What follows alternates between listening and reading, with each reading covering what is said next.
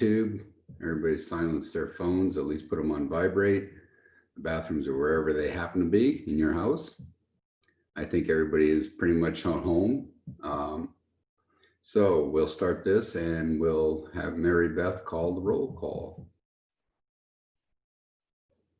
Senator Anderson.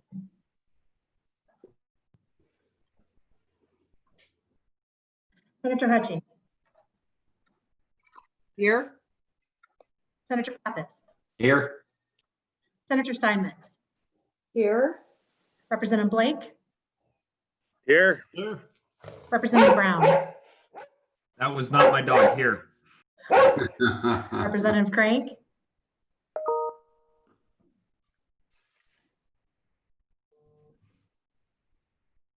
Representative Crank.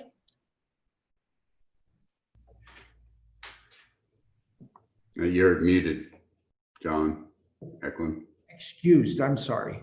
He'll probably be here. Blake. Representative McGuire.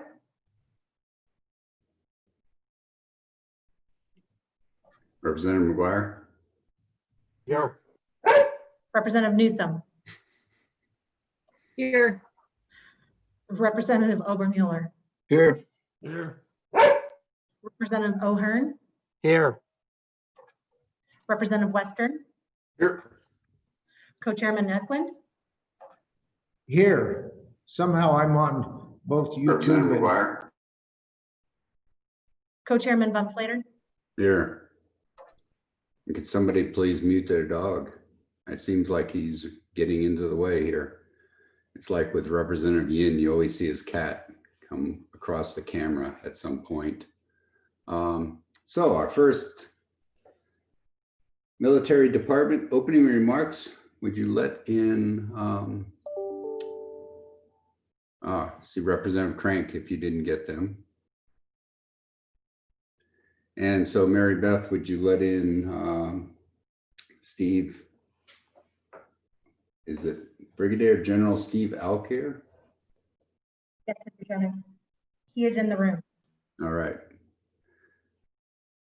Brigadier General, it's all yours. All right, so Mr. Chairman, can you hear and see me okay? I can't see you at all. All right, can you see my pretty face now, Mr. Chairman? You're there. All right. Hey, Mr. Chairman, members of the committee, good morning. As you can see, I'm not General Porter. I'm General Alcire. I'm the director of the Joint Staff for the Wyoming Military Department. General Porter is spending some quality time with his sons, trying to find an elk, and as of last night, has still been unsuccessful. So he continues to try, and I think he's going to convert it to a camping trip other than a hunting trip. So he's doing great. We're coming to you from our Joint Forces Readiness Center here in Cheyenne, Wyoming, in a big conference room. Here in the room, we've got Major Moon, General Porter's XO. We've got Colonel Smith, as many of you know.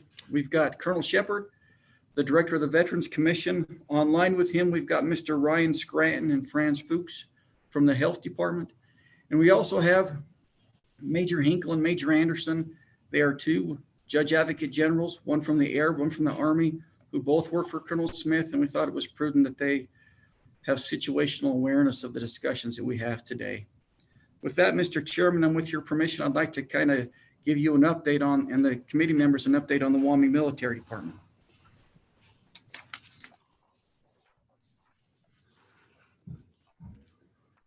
General, do you want to share your screen or everybody? Yeah, we're going to share it. We're sharing it right now, sir. Okay, thank you. Okay, Mary Beth's gonna have to let us. There we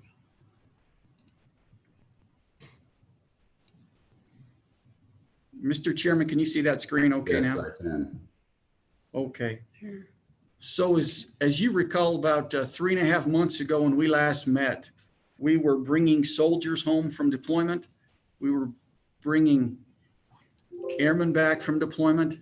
Next slide. And we had just sent back, canceled the Youth Challenge class and had sent them home.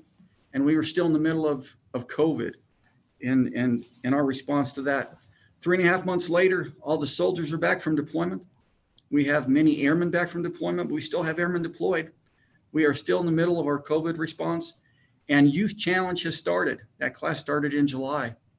So if I can direct your attention to that first slide, let me talk about the Air Guard and where we're at. You know, if you look at the news, the West Coast, Oregon and California had really been hit by wildfires. We sent 2 C-130s, that modular airborne firefighting system, to California the 12th through the 26th of August. And they were decisively engaged in that fire. About, last week, we received another request for assistance. Last Thursday, 1 additional C-130 responded to California to that fire. That RFA, that request for assistance, was extended through the 16th of October, but we received word yesterday that they'll be home the 30th of September. As I said, we've got our airmen who had deployed in February. If you see that bottom left-hand picture, that's in February when those airmen were departing at about 5 o'clock in the morning, and they seriously went from one climate to another.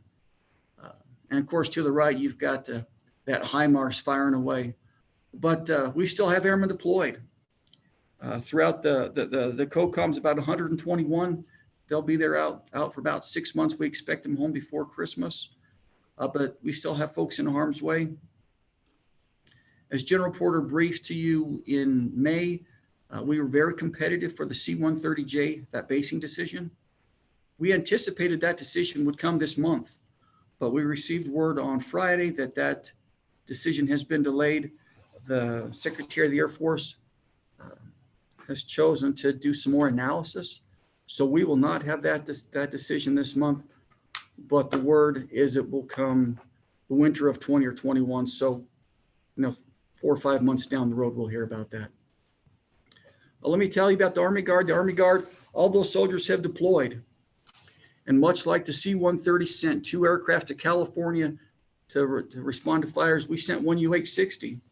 On the 11th of September, we sent 1 UH-60 with 4 crew, with 2 Bambi buckets to California. They reported to Sacramento.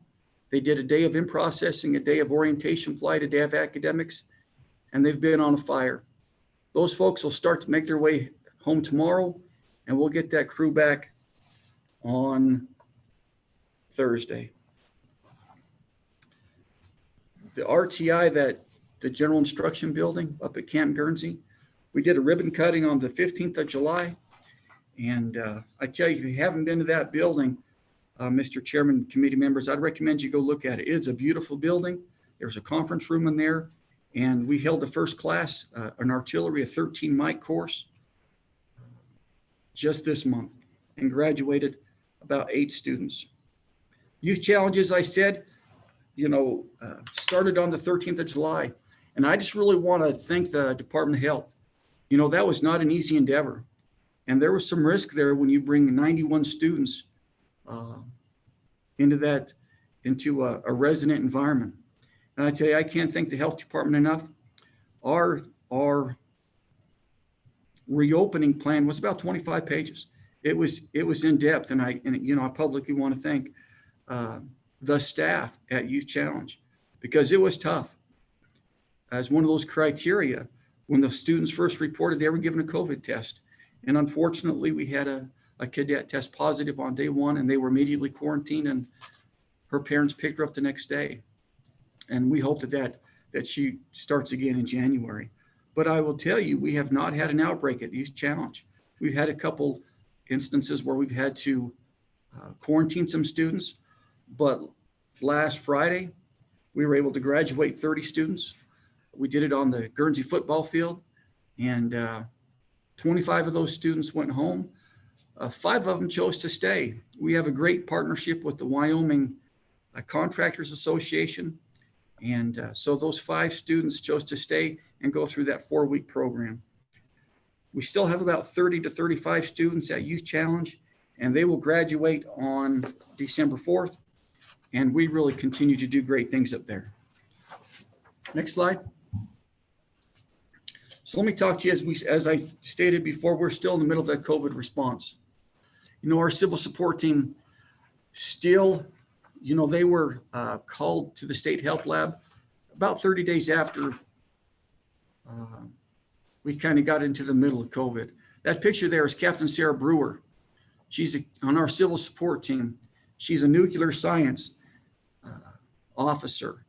And her and Captain Mesmer went down for the first 3 months. They were down there every day testing, assisting and augmenting the state health lab personnel and conducting the tests. About a month ago, they reduced that requirement to about 2 days a month, or 2 days a week, and they still continue to do that. Our equipment is still located down there at the state health lab, and we have the ability to resurge in case that requirement exists. But I tell you, those two soldiers, I tell you, I can't thank them enough, and they're really indicative of the quality of airmen and soldier we have in the Wyoming Military Department. Also, we were part of the COVID interagency group working for the governor, really working hand in hand with Wyoming Office of Homeland Security and the health department. And really, we were part of the overall response strategy, and it was a great experience. And really, we became better planners. You know, everything we do is about readiness. And so just that participation in that group, the 12 soldiers and airmen that were with me personally, hey, we are better planners for that. During the response, we also provided an L&O down at the Office of Homeland Security, and we deployed 4 airmen to Travis Air Force Base. And their mission was pretty unique. They really coordinated the airlift for the COVID response started off with the Indo-Pacific area and really became for the Air Force. It transitioned into a coordination effort for airlift for COVID response. Those 4 airmen will be back the 30th of September. As you can see, CARES Act money, we received, a little over $250K for the Army and $188K for the Air Guard. All that has been spent. On the Army Guard, all that has been obligated. On the Air Guard side, it has all been committed, and they're really just pending some contracts. And let me tell you one good news story that I think Representative Blake will appreciate. You know, we've been working on a project in Green River for the past 2 or 3 years. On the Air Guard side, on the Army Guard and on the Air Guard side, Mr. Chairman, we have a program called Innovative Readiness Training. It's where we take an engineer unit and they will go work on a project in the community. But it's not an easy task. It really requires quite a lot of approvals from the Adjutant General and the National Guard Bureau. And I tell you, the Green River leadership, their council and commissioners, they were persistent. They worked with our headquarters. And I tell you, last month in August, the 133rd Engineer Company went and they built a runway in Green River, the Greater Green River Intergalactic Spaceport. And Mr. Chairman and members of that committee, what I can tell you, that is a great example of a true partnership between a community and the National Guard. And I can't thank the folks of Green River enough, or the soldiers of the 133rd, for their persistence in making sure that project was completed. And so if you haven't been to Green River, I'd recommend you go take a look at it, sir. And with that, Mr. Chairman, You have a question? I didn't have a question, Mr. Chairman, but General, the city of Green River, thank you so much. They embraced your Guard members and took food up to them. And then they found a scrap car up there and they built a little alien spaceship that they left up there. And it was pretty neat. If you're ever in Green River, check out the work they did up there. But it was phenomenal. They said they got to knock the rust off the equipment because they never get to use it quite like that. Thank you so much from Green River, General. Representative Blake, if I ever need an emergency landing spot, I will consider Green River Intergalactic Spaceport. I'll bring you up a Subway sandwich if you need one. If I survive, which I'm glad to do. With that, Mr. Chairman, I stand for any questions that you or any of the committee members may have of me. Any questions from the committee? Yes, Representative Blake. Sorry, I do have a question. General Alkire, the Wyoming contractor 4-week course, could you just briefly expand upon that? I don't know if I'd heard of that before. Sure, Mr. Chairman, Representative Blake, it's a 4-week program that we have had in the Youth Challenge program. And really they bring in, because they're located in Casper, they will either come as part of the 4-week course, as part of the curriculum, the Contractors Association will bring in instructors into the Youth Challenge program, and we will go on site to Casper. And they'll learn skills such as welding, how to run a business, those types of things. And I tell you, it really is a great curriculum for those that will get their high school equivalency test and then enter the job market. Thank you. General, could you explain the CARES Act funding? Like how much, I mean, what you used it on? Sure, sure, Mr. Chairman, absolutely. It was all things money. And so, and no, it wasn't really, there was some personnel, but a lot of it was screen guards, some personal, most of it was personal protective equipment, signs, maybe some computer systems, but really most of it was spent on PPE to keep our soldiers and airmen safe. Thank you. Other questions from the committee? If not, we'll move on to the, because I can only see a certain part of the committee, the military. Chair- Yes, Senator Hutchins. Thank you, Mr. Chairman. This question is for the general. On page, I think it's page 3, where you had the opening remarks about the soldiers, the update. Yes, You mentioned that we had 121 personnel deployed to COCOMs. One of the things I'd like when we have slides like this, you guys use a lot of acronyms that may be easy for you to understand, but not everybody in the committee has a military background. Can you explain COCOMs? And when you say Wyoming Military Department, it always excludes F.E. Warren. Is that correct? Mr. Chairman, Senator Hutchins, let me answer the first part of your question. COCOM is a combatant command. And so AFRICOM would be African Command, EUCOM would be European Command, Central Command would be the Middle East. And so various combatant commands is where they are deployed to. Now these soldiers are, these airmen with the combatant commands they are deployed to are AFRICOM and CENTCOM and Central Command. So those are the two COCOMs they're at. And the second part of your question was, say again, ma'am? Sir, when you talk about being in the Wyoming Military Department, just to clarify, it does exclude F.E. Warren. Mr. Chairman, Senator Hutchins, it does, ma'am. It does exclude F.E. Warren. It's strictly our National Guard soldiers and airmen. Thank you, sir. Other questions for General? Seeing none, can we start into the military code revisions? Sir, because we have one state computer, we'll have a little shuffle here, and Colonel Smith and I are going to change seats real quick.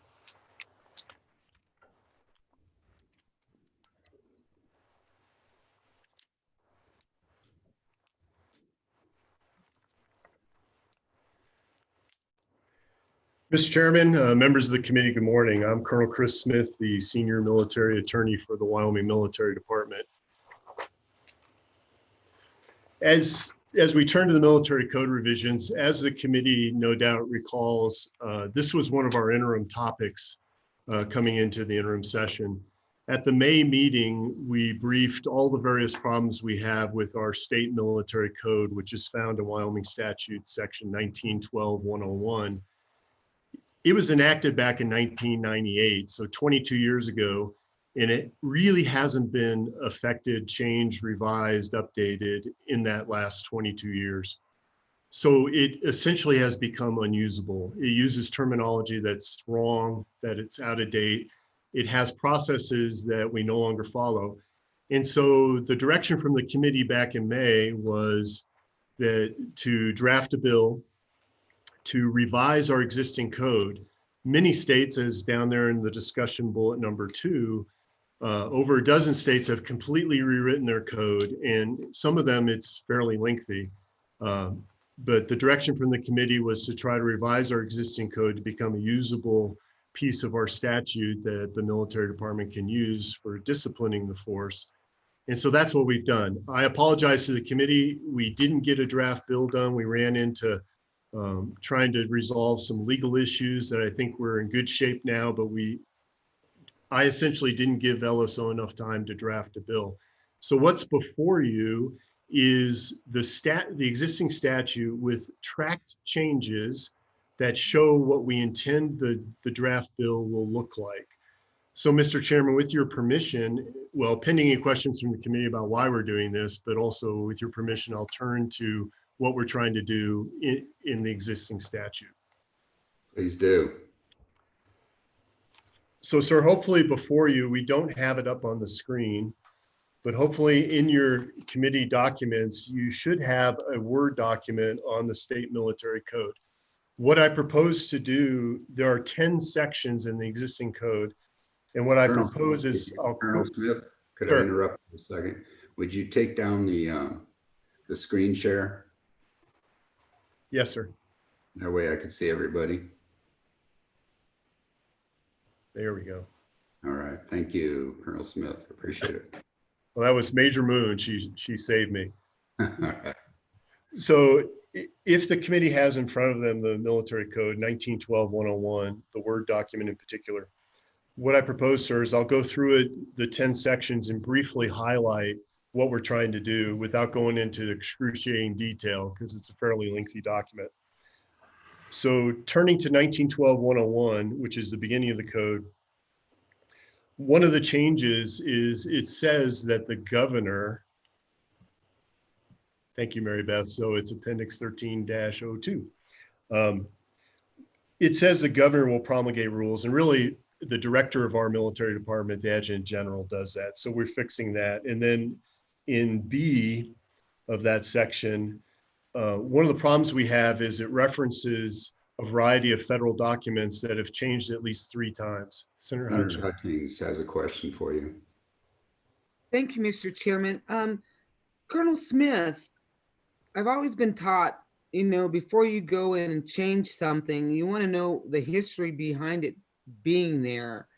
And as the commander in chief, the governor during times of war, why would you want to remove the governor from that position? And why was it put there in the first place if you have the history behind that? Thank you. Mr. Chairman, Senator Hutchings, my understanding is in the past, in the early 90s, the governor promulgated the rules for the executive branch. Since then, in almost every agency's statutes, it says the director promulgates the rules.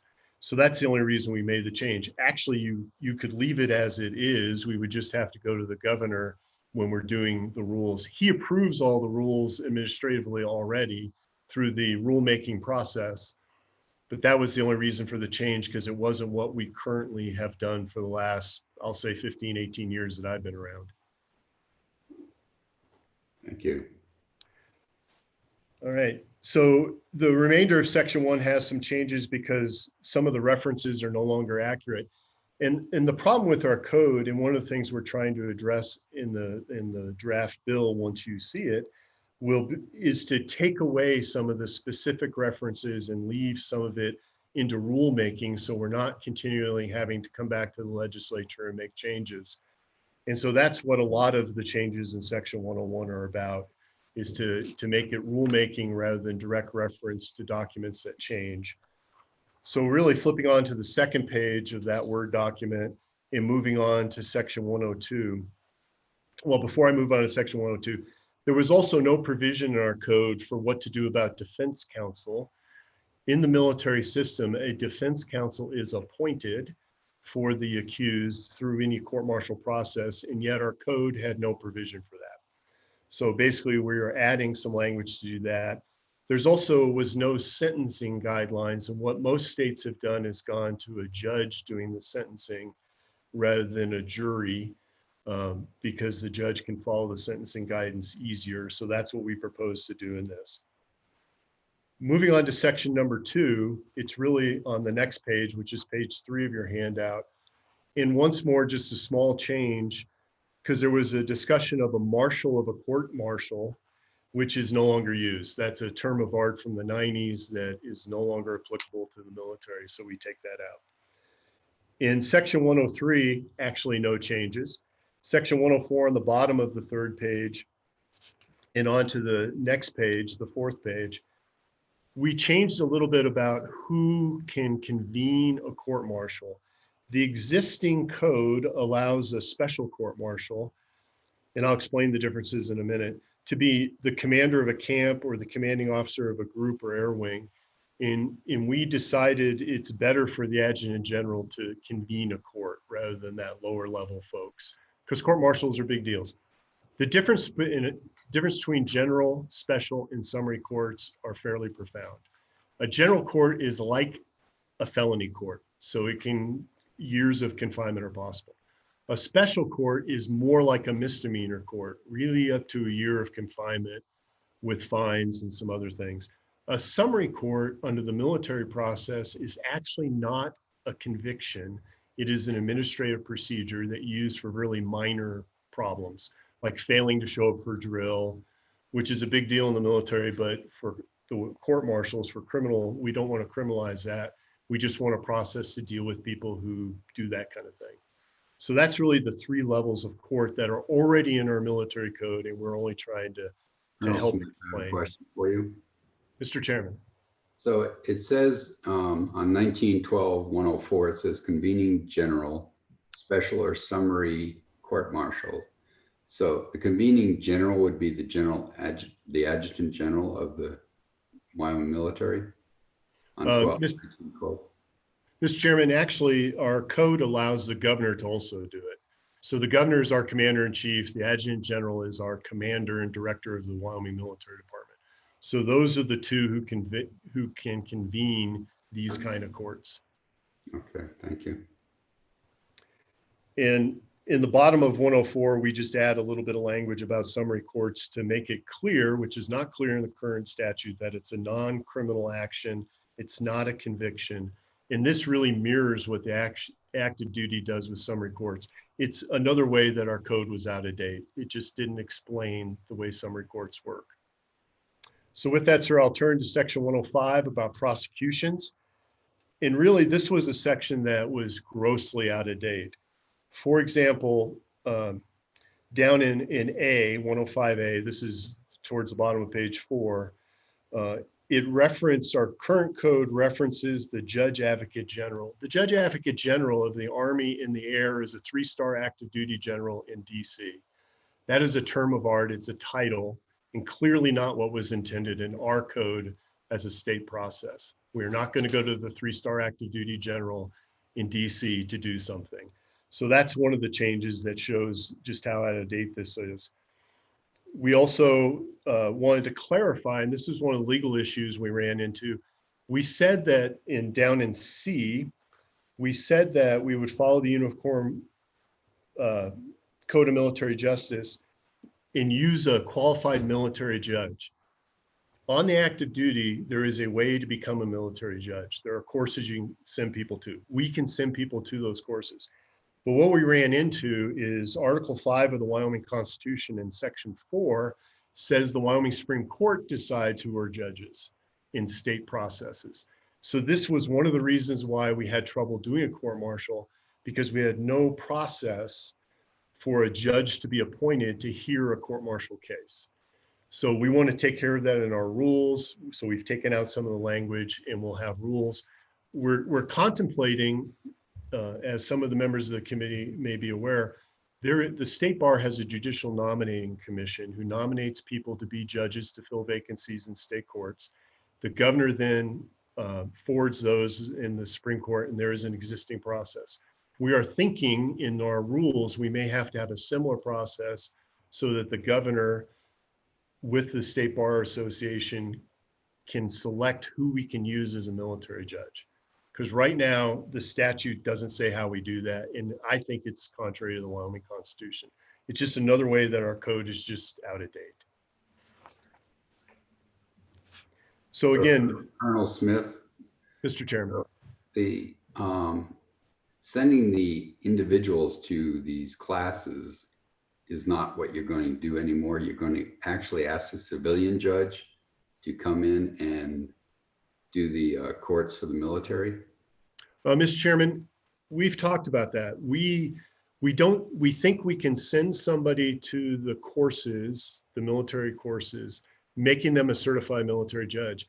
But we think we need the governor, the bar, and the Supreme Court to authorize them to sit on courts. So we don't contemplate using one of our state civilian judges, mainly because they're too busy. There's, the committee members have probably all heard, we've added judges in Laramie County.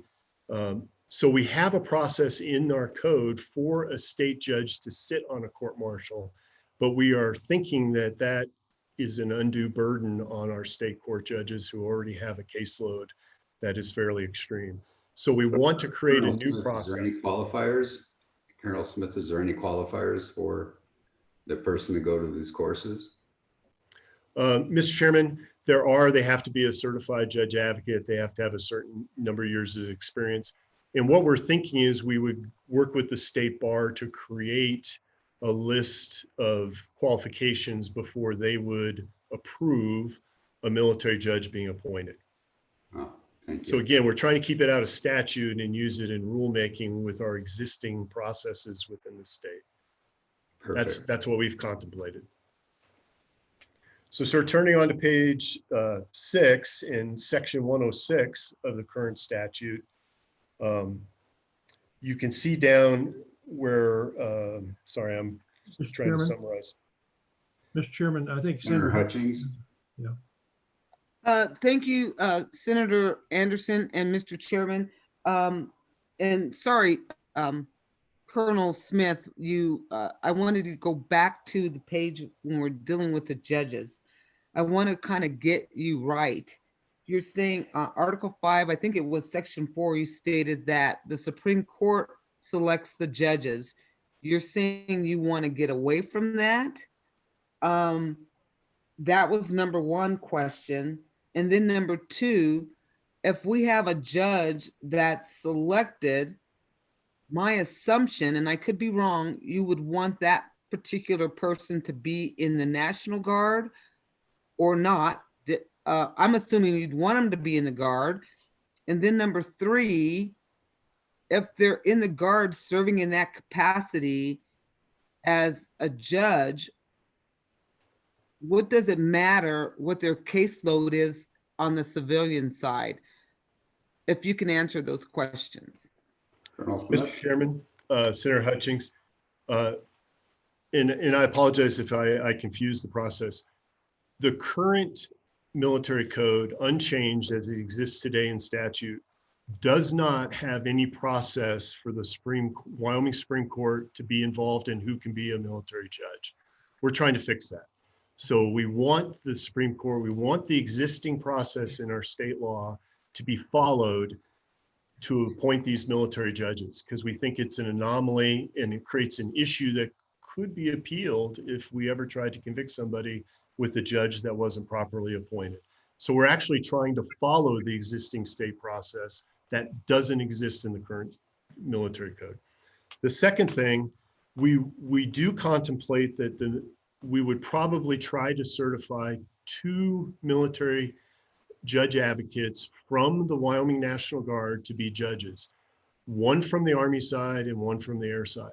My thought was that way the air person appointed to be a military judge could hear Army cases without hopefully any problem with hearing about the case or being somehow biased, and the Army judge could hear air cases. None of our current judge advocates are civilian judges in Wyoming. We actually have one who's a judge for the Social Security Administration in another state. So we would not pick people who are currently civilian judges. What I meant was our existing code allows a sitting Wyoming state judge to hear a court martial. We want to continue that, but we realize with their workload and caseload, that's an undue burden on them. And one of the reasons we've never done a court martial. It's just too hard. Senator Hutchings? Follow up Are you anticipating, or have you found that you need to have so many court martials, that this is really a big issue for you? Just a question of what's going on with the discipline. Thank you. Mr. Chairman, Senator Hutchings, because our code is so archaic and out of date, we have not done any court martials for decades. There are times when we would have liked to have done a court martial, but we had to use administrative procedures because we have a code that's unworkable. So I can't tell you we would have done a court martial in a specific case. There's one that comes to mind, however, but we would have liked to have pursued that and had the ability to do that rather than just essentially firing them from the guard and telling them, have a nice life when they committed a crime. Senator Anderson, did you have something? No? Okay. I had to. So Colonel Smith, if you want to continue. Thank you, Mr. Chairman. So down to section 106 on page 6 of the handout. Again, this section, we used a lot of terminology that really is not appropriate. If you look down in A, we talk about, and this is really about an order to appear at a court martial, so like a warrant. And it essentially included things like the commander-in-chief, probably the governor. Some people call that the president of the United States, the adjutant general, the president of a court martial, which is really the head juror under the federal system. And so we want to streamline that because we don't want those people involved in the warrant process because it's too high level. So what we said is the convening authority, which is the person who said, let's have a court martial, could be the governor, could be the adjutant general, or an appointed judge, because if a judge is appointed, they're the ones who usually do subpoenas for witnesses to appear. So in 106, really, it's the same change over and over again to streamline it and say it's the convening authority or the appointed judge or the summary court officer, which is for the summary court process. So really in 106, it's another cleanup that really just makes the same change over and over again about who can subpoena people to appear before a court martial. In 107, it talks about members of a court martial. Under the federal military court martial system, jurors are called members. Since this is a state court martial that the code is talking about, we just want to change that to jurors because it's confusing to say members. I'm a member of the National Guard. I'm not a member of a panel of jurors. So we're trying to streamline that. And that's really the only change in 107. In 108, we talk about possible confinement. And down in section C on page 9 of the handout, small Roman numeral 2, this is another anomaly in our statute. If you have to pay a fine, you have to pay it in full in cash. And the current code says to the president of the court martial, that's the head juror, you're going to pay your fine to the head juror. So we obviously, that's ridiculous. So we want to add in the deputy director of the military department, which is Mr. Doug Shope. He's the one who controls the state budget. His office is the one that transfers money into the general fund. That's the way that works. And that's really the main change in 108. But it just is an example of how archaic our language currently is. Moving to section 109, we talk about immunity of guard members. We took out some of the language because it's already in other parts of the statute. It's not our current practice. So there's mostly deletions in 109. Down all the way on page, I think 11, we mentioned active state service down in subparagraph C, which is right before the last section 110. And active state service is a term of art. It's really, you can typically court martial anyone who committed the act in a duty status. We have a variety of duty statuses. They're not all active state service. That would be like state active duty going to respond to a flood or fire. It's really, the definition has changed over the years. Active state service was meant to be any duty status, and so we just want to clarify that. So before I move on to the last section, 110, which has really some of the bigger changes, I just wanted to stand for any questions in case I missed somebody who has a Questions question. for the committee. Nope, I think everybody's following you pretty well, Colonel Smith. All right, sir. So in section 110, the statute actually contains a bunch of language about various offenses that are already in the punitive articles of the UCMJ. So it's a restatement. Some of them have changed numbering, some of them have changed elements of the crime. So essentially in 110, except for the first couple of offenses, which are peculiar to the Wyoming National Guard, I guess, really we want to delete everything that's already in the punitive articles, because the code as it currently sits and as would if the revisions go through, adopts the punitive articles of the UCMJ. There's no reason to restate these things. Yeah, the Uniform Code of Military Justice. I was just reminded, quit using acronyms. It's a military problem. So really in 110, we're getting rid of a whole pages of statute because they're all already in the adopted punitive articles of the Uniform Code of Military Justice. And the only things we're keeping is right at the beginning of 110. There's a couple of things about not appearing for drill, which is not in the active duty. And then also we do what we call Article 15s of the UCMJ, which is an administrative non-judicial process where it's another disciplinary tool that we regularly use. And that stays, it's on the very last page of the handout. And we would keep that because we actually have used that routinely as a way to discipline people. It's non-judicial, it's administrative, but our code tells us we can do it and we want to keep that. So with that, sir, that is a quick summary of the various changes in the code. We anticipate working with LSO, unless the committee has different direction, that you will see a draft bill at your end of November, beginning December hearing. With that, sir, I'll stand for your questions. Colonel Smith, so it is on page 10 of 10, you kept any commanding officer of the Wyoming National Guard. Is that what you did keep out of this whole thing? Sir, yes, we kept that. And then if you look at the very beginning of section 110, on page 11, we kept small paragraph A, which is talking about contemptuous words and somebody who fails to abide by an order. So those two we kept because they're really kind of different for the Guard. The way the National Uniform Code of Military Justice addresses those two things is different. It's not Guard centric. So we still wanted to keep those two provisions. Questions from the committee? I'm seeing none. You did a great job, Colonel. We appreciate that. Thank you, sir. With that, with your permission, sir, we can turn over to the other another bill that resulted from our interim topics, and we'll go back to the slides. Hopefully. Let me see.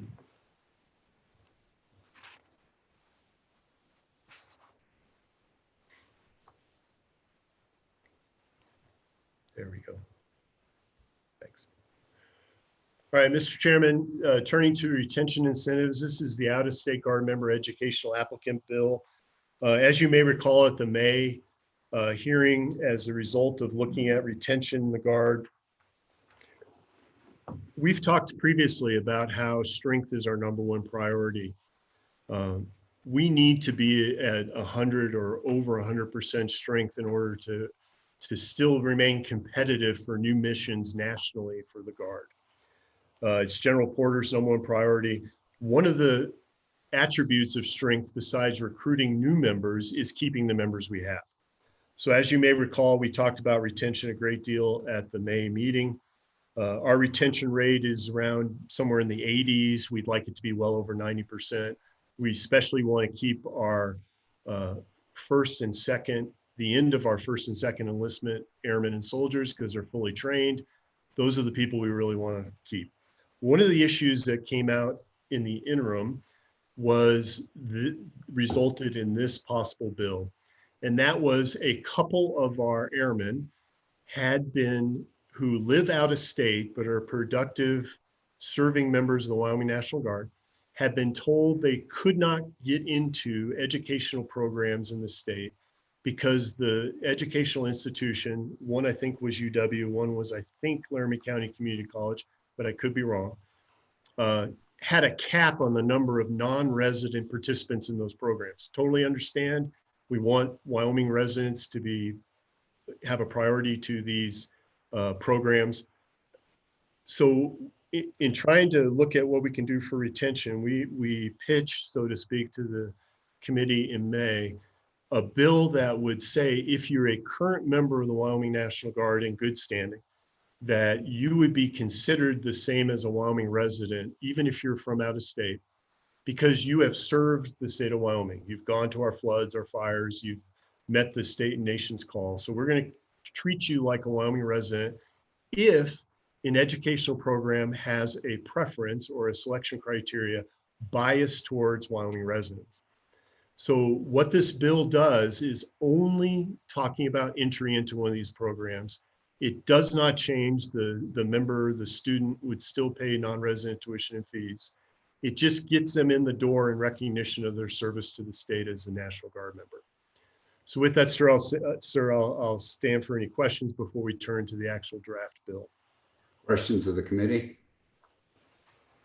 Representative Brown. Thank you, Mr. Chairman. Colonel, you mentioned a couple, and I'm a big proponent of making sure we take care of our military people, stuff like that. But what I want to make sure we're not doing is when we look at going into a draft bill, something like this, that we're not creating a piece of legislation for one or two people.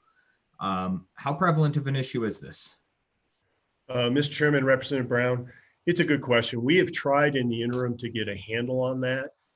We only know about the two people who came forward and said, this isn't fair. I went and did the floods in Saratoga 3 years ago, and now they're saying I can't get into this program.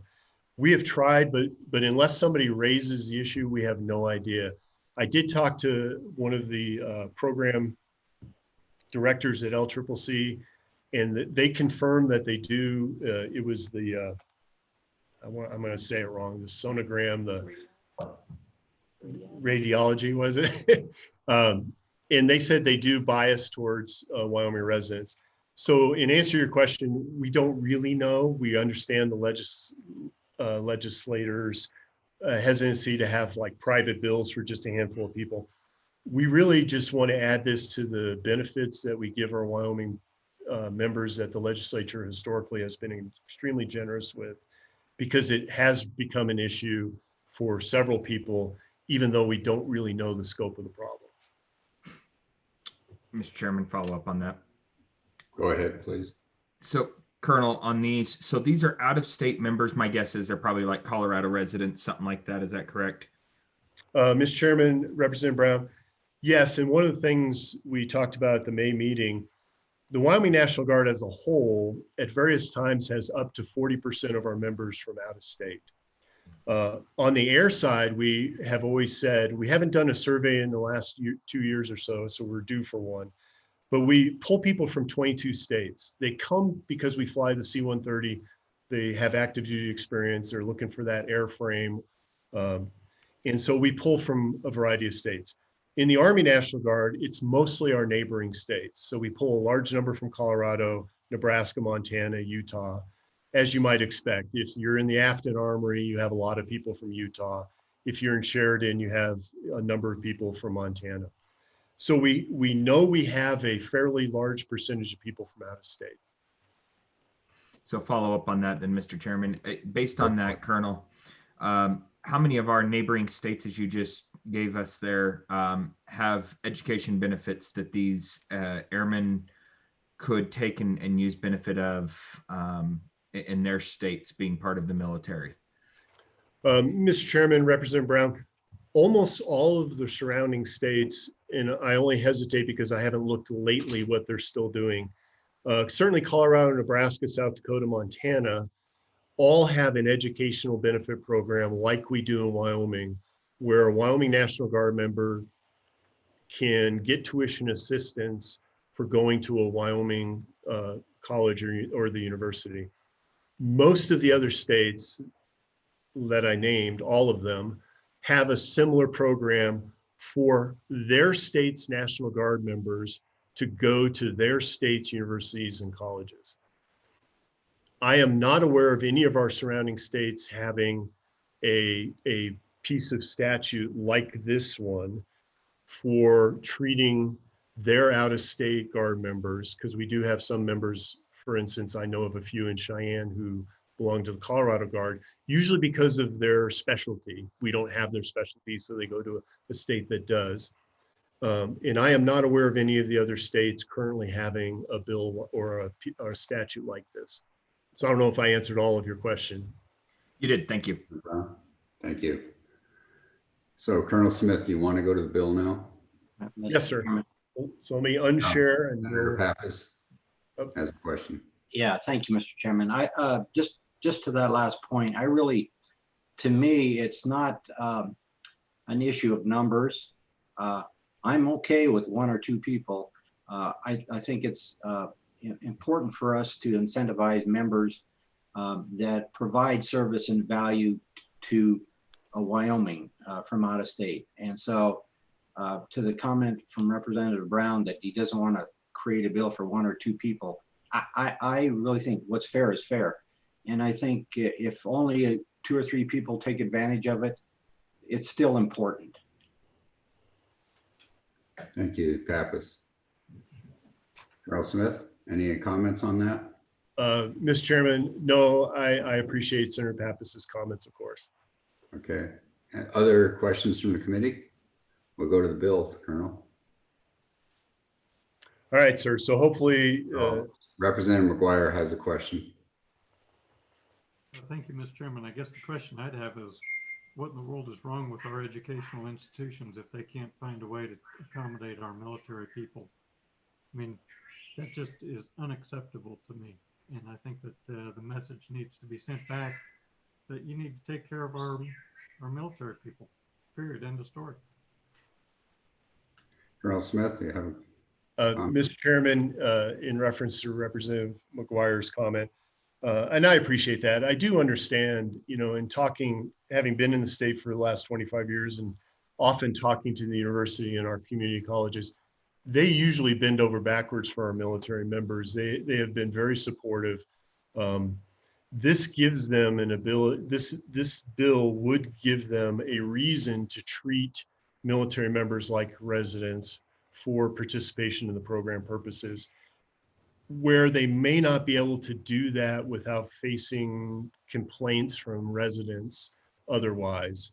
I'm not up on all the educational law that's out there, but this really gives them, I believe that if we were to approach the university and colleges, they are perfectly willing to do this kind of thing as long as it doesn't affect non-resident tuition, of course. But they really have no legal ability to do it unless we pass a bill.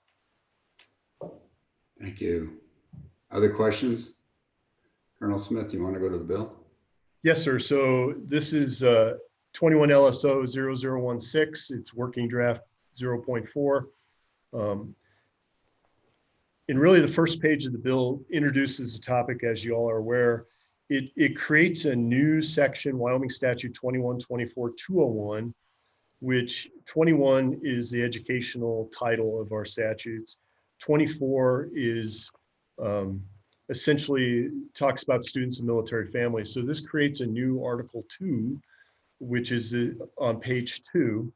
And you can see on page 2, beginning on line 6, the new statute that would be created by this bill. And this is really it. It's one paragraph. And there are a couple of salient points here. In line 10, it says, if the University of Wyoming or any community college, vocational, technical, or trade school. So again, we're not creating a program where they consider residency. We're just saying if they already have a program that considers residency, this applies. Then you skip down to line 14 and 15. It would apply the same preference or benefit to any current Wyoming National Guard member. So it can't be that you retired 5 years ago and you're trying to establish it. You have to be a currently serving Guard member. And then finally, the last bit of great import is on line 18 and 19, which specifies that this section does not apply for calculating tuition or fees. Again, we're trying to get our Wyoming National Guard members from out of state into these programs We're not trying to change the fee structure of our university or the colleges. They would still be non-resident students. And with that, sir, the act becomes effective July 1st, like most bills. And that's really the bill in summary, sir, pending your questions. Yeah, I do have a question so on line 13 and 14, you say preference or benefits. I couldn't even think of a benefit that possibly would be given to a Wyoming resident that does not need to be given to the National Guard person. But I'm curious because anybody in this committee think of a benefit? So I appreciate you directing that to your committee and not me, because I have no idea. Yeah, exactly. That's what I'm thinking too. I couldn't think of any benefits. If this was K-12, maybe, but transportation or special education or something would be a benefit, but I could not think of this as far as an adult going to university. So yes, Representative Overmuller. Yeah, thank you, Mr. Chairman. Is there a nexus with Hathaway scholarship here? That's a possibility. Mr. Chairman, Representative Overmeyer, it was not our intent. If someone qualifies for the Hathaway, they qualify for the Hathaway. Our intent was not to impact that at all. And I think the last line says on line 18, this section does not apply for calculating tuition or fees. So I cannot think of a benefit, but anyway, that word is in there. So questions from the committee? Any questions? What would you like to do with this bill? Mr. Chairman, do you want to open it up is there any public comment? Oh, yeah, I didn't know. Mary Beth? Mr. Chairman, there is no public comment on this topic. Mr. Chairman, I'll move the bill. I'll second. Okay, moved by Brown, second by Pappas. Further discussion? Further discussion? Seeing none. Mary Beth, would you call the roll? Senator Anderson, Aye. Senator Hutchings, No. Senator Pappas, Aye. Senator Steinmetz, No. Representative Blake, Aye. Representative Brown, Aye. Representative Crink, Aye. Representative McGuire, Aye. Representative Newsom, Aye. Representative Obermuller, Aye. Representative O'Hearn, Aye. Representative Western, Aye. Co-Chairman Eklund, Aye. Co-Chairman Van Flatern. Aye. So the bill passes. And we're on to Veterans Facilities Reports. And Mr. Chairman, I will be followed for this segment by Colonel Tim Shepard, our Director of our Veterans Commission. All right, Colonel Smith, we'll see you later. Yes, sir. Morning, Mr. Chairman, ladies and gentlemen. I am Tim Shepard, and I'm pleased to talk to you today about the Veteran Skilled Nursing Facility and then also the renovations to the Veterans Home. Before I do that, I did want to make a shout out to an old friend of mine who's now on the committee, Representative O'Hearn. Great to see you, Kevin. Look forward to working with you. And then also, yeah, thank you, sir. And then also to Senator Hutchings for her support of a dinner that was held for some special operations members who were in Wyoming. And she went out there to Pinedale, north of Pinedale, about 20 miles north of Pinedale on a Sunday and spent time with them. And I can tell you, ma'am, the feedback from that was extremely positive and much appreciated. Sir, could you grab my water for me? So with that, I'd like to get into the skilled nursing facility, if that's all right, Senator. It will be. Do you have a presentation? We do.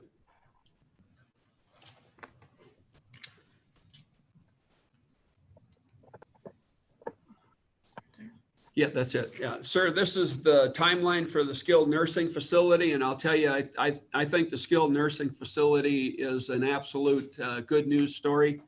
I would point out that the highlighted area there with a line through it of 15 August 20, construction begins. Construction did not begin on 15 August 20.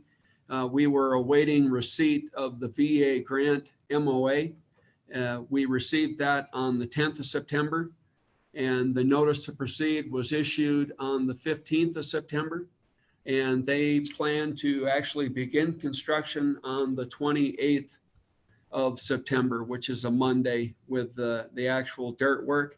The great news is it does not change the timeline as far as occupancy. We still expect to have substantial completion on May 22nd or May of 2022.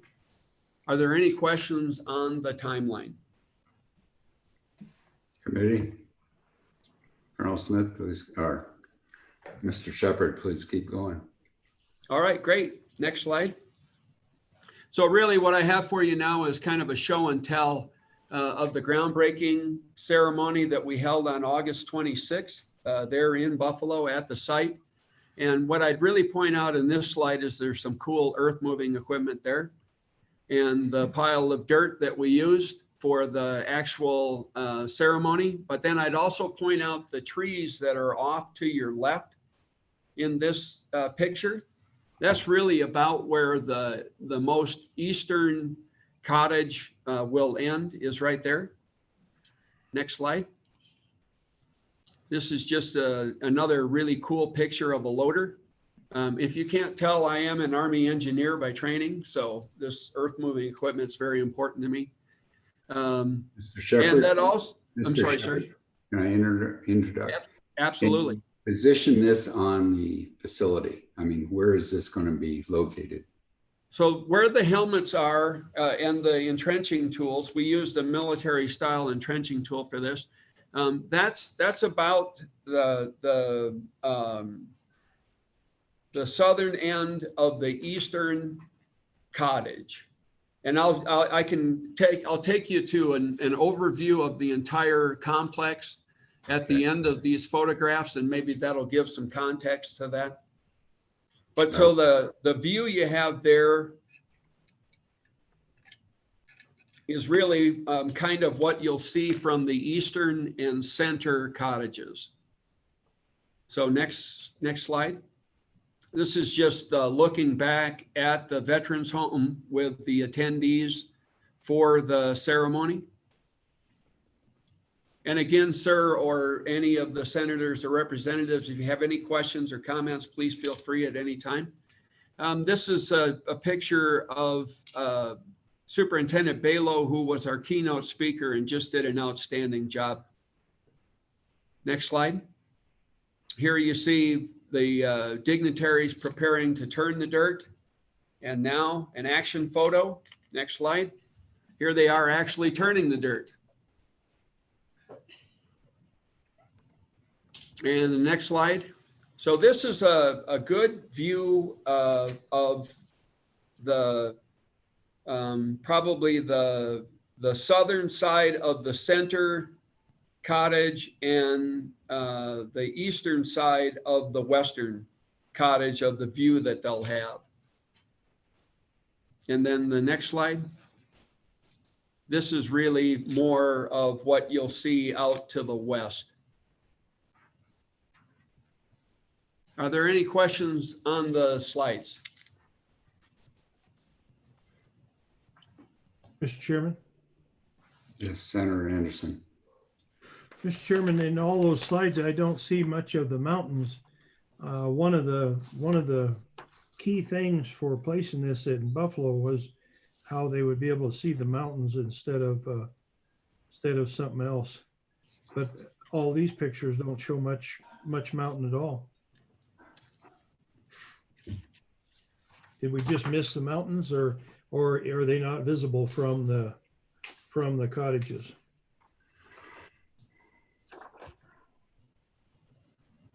Mr. Shepherd?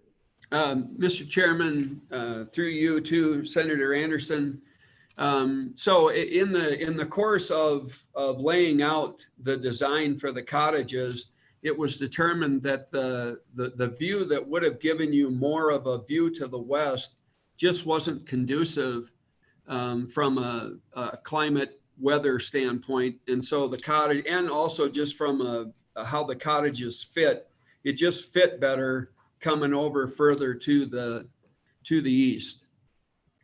And it still allows the view that you see here, which is basically the more of the foothills and then out into the plains area.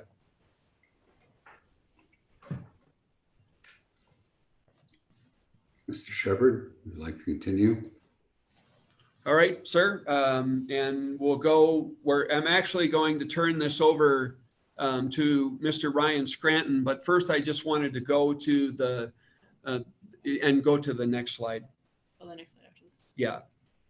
So here is that overview of the skilled nursing facility cottages in conjunction with the veterans home, and show it. So it shows where they sit in proximity to the veterans home and the layout of what we believe the complex will look like if and when we were to do the renovations to the veterans home.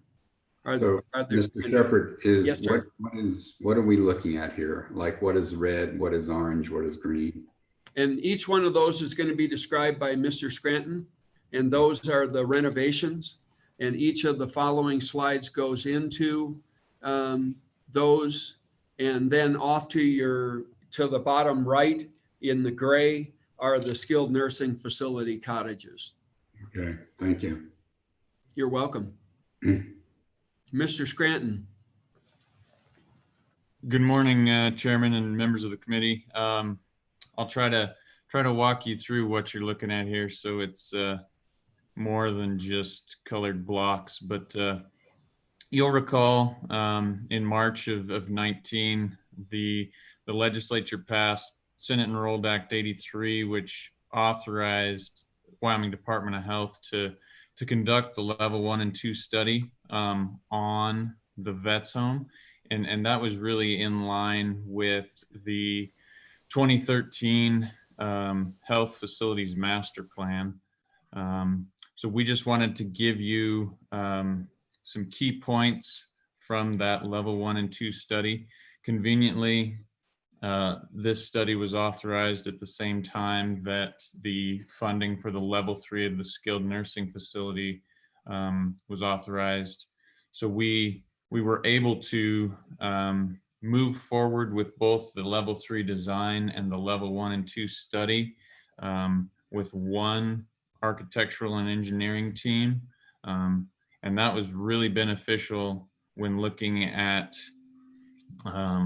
operations of both the facilities, the utilities, both existing and planned, and just traffic flow in general. These were two pieces that really needed to be fit together. So Plan 1 was the architectural team that did these studies. They went back to the 2013 Health Facilities Master Plan, and they went back to the 2018 level 1 and 2 study that MOA had done for the skilled nursing facility. And they pulled every bit of scope out of those two studies. They really wanted to understand and respect the previous bodies of work that had been done to give us a whole facility design. So now what you're looking at here, committee, is the planned skilled nursing cottages in the lower right. And then in the upper left, where all the colors are, this is an overlay of the proposed reconstruction of the vets home on top of the existing vets home. Big difference between what is proposed here and what we saw in the 2013 study. The 2013 study really demolished a lot of the existing buildings. Plan 1 really tried to utilize as much of the existing structure that they could, keeping in place the 1983 building, which you see is the crow's foot design in green and orange. The center kind of brown building is the kitchen, dining room, and we'll call it rec area. That's where all the clients get together for activities. And then the yellow box is a 1941 building, all original. There was some question on whether that could be kept and utilized or if it would have to be demoed.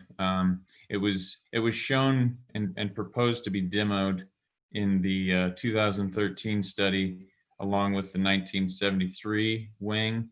And what they did was they really just added more of those crow's foot footprint style wings to this facility. Mr. Strand, can I interrupt you a second? With Yes, the Mr. Chairman. white part that is to the right of the staff parking, up at the front top, is that the driveway that comes in? I want to orient myself here. Mr. Chairman, yes, absolutely. This is Plan North and pretty much actual north. That white space to the right of the staff parking is the long north-south entryway. Okay. That's lined with trees. All right. So what they're showing here is really in red the addition of 2 new wings on the 1983 building. That would happen first, and then we would reconstruct the bed space in the existing 83 building, which is the green and orange. And construction would kind of just move north to south through this facility. The kitchen, dining room, and rec hall would all get remodeled. And then in the blue, this is the current location of the 1973 building. This is by far the worst, the building in the worst condition.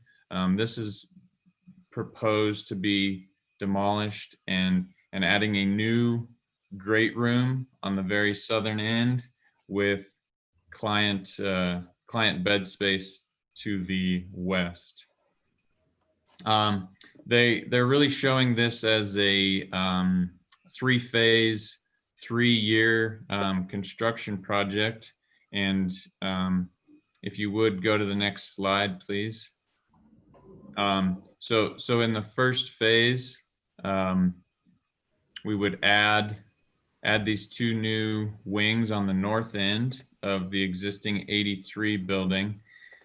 This would allow for new bed space and allow for the veterans to move into this space while the remaining bed space gets remodeled. If you would, next slide. So this would be phase 2, and this is the remodel of the existing 1983. Each of these wings would happen one at a time because we wouldn't want to block access to the beds and the areas north of these hallways. So we would do one wing, move everybody in, and then remodel the other wing. Mr. Chairman? Yes, Senator Pappas. Question, just wanted to make sure that I knew, Ryan, you've been calling it the 1983 wing and the graphic says 1973. What is the actual age of that building? Okay, sure. I wish I had a cursor to show you. What you're seeing right now there in green and orange, committee, this is the 1983 wing. Okay, if you move south from there through Excuse the kitchen and excuse me. dining room to the west. Senator Pappas. Excuse me, Ryan, but the graphic says 1973. Am I looking at it wrong? Mr. Chairman, Senator Pappas, no, you're not looking at that wrong. I'm trying to see that. The 1973 wing is the southwest building is actually the 1973. If you're seeing that differently in the graphic, it's mislabeled. I'm seeing in the middle between the orange and the green. There's some words in there. It says 1973.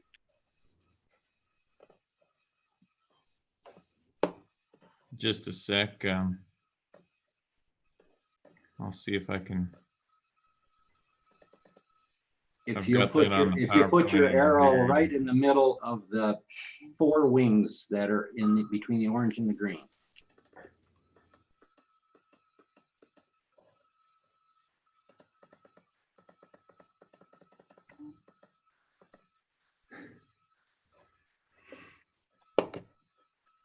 So, Mr. Chairman, Senator Pappas, my apologies. I can't see that. If that does say 1973, that is an error. And I'll just go ahead and talk to that space right there. That would be an interior courtyard, that baseball diamond shaped figure. That's a courtyard. Again, everything north of that was previously shown in red is new construction. And then the current stuff in green and orange is a 1983 addition to the vet's home. Okay, Mr. Chairman. Yes. Yeah. Okay. Thank you. Well, then I suggest that whoever's slide this is, we need to correct that because it does say 1973. Yes, it does. Certainly, Mr. Chairman. Okay, if we could go to the next slide. And then this is a final phase 3. As we move south, the clients would be moving into the new bed space that would allow for the demolition of the 1973 building, which is underneath the blue space right now. Which would allow for the new construction of the beds there. Then we would remodel the 1941 building just to the right of that blue, and the kitchen and dining room to the north of that space. And then I think if you go one more slide. So this is looking at existing beds and proposed beds. Really, one of the concerns now is bedroom size and the shared bathroom facilities. That makes gender assignment difficult, and it just doesn't allow for the privacy that needs to be afforded to the vets. So in right sizing the facility, try to model the new beds after the VA small house guides. That makes the rooms a little bit larger, and it really takes 2 of the existing beds and turns it into 1 room. And they'd be laid out so that the bathroom facilities are kind of, they don't change, I guess. The existing plumbing is where the proposed plumbing is. And then down at the bottom of this slide, just 3 different proposed bed layouts. Those haven't been decided yet. And then if you would, next slide. Okay, this is the last slide, and committee, I just wanted to share some of the key points from the study. They did a really good job, and they actually provided us with a for a level 2 study. They provided us a pretty good set of conceptual drawings. And we're not here today to ask for funding or to pass a draft bill. Just wanted to share this information with the committee, and I'll stand for any questions. Questions of Mr. Scranton? Yes, Representative Ahern. Yeah, how many beds are we gaining? And May 2022, is this going to be everything's going to be significantly completed by then? Mr. Chairman, Representative O'Hearn, both very good questions, and thank you for that. One of the large aspects of the 2013 study and the remodel, the level 1 and 2, was right sizing of the facility. Currently, in the Vets home, there's 117 beds with a census of approximately 70. So the remodel doesn't add beds. It actually eliminates some beds.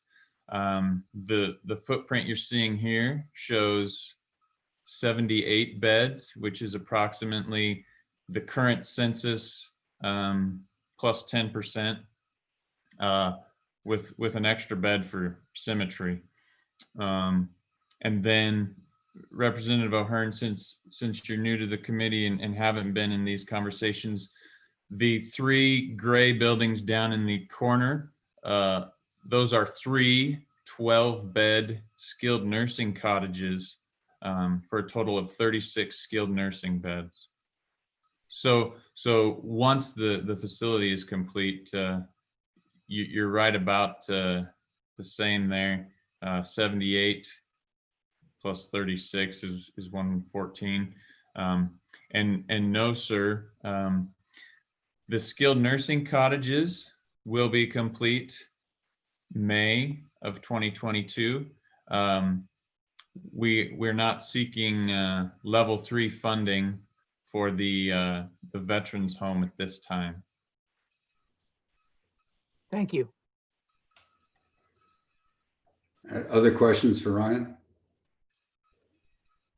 Thank you, Mrs. Scranton. Is Suzanne Norton there?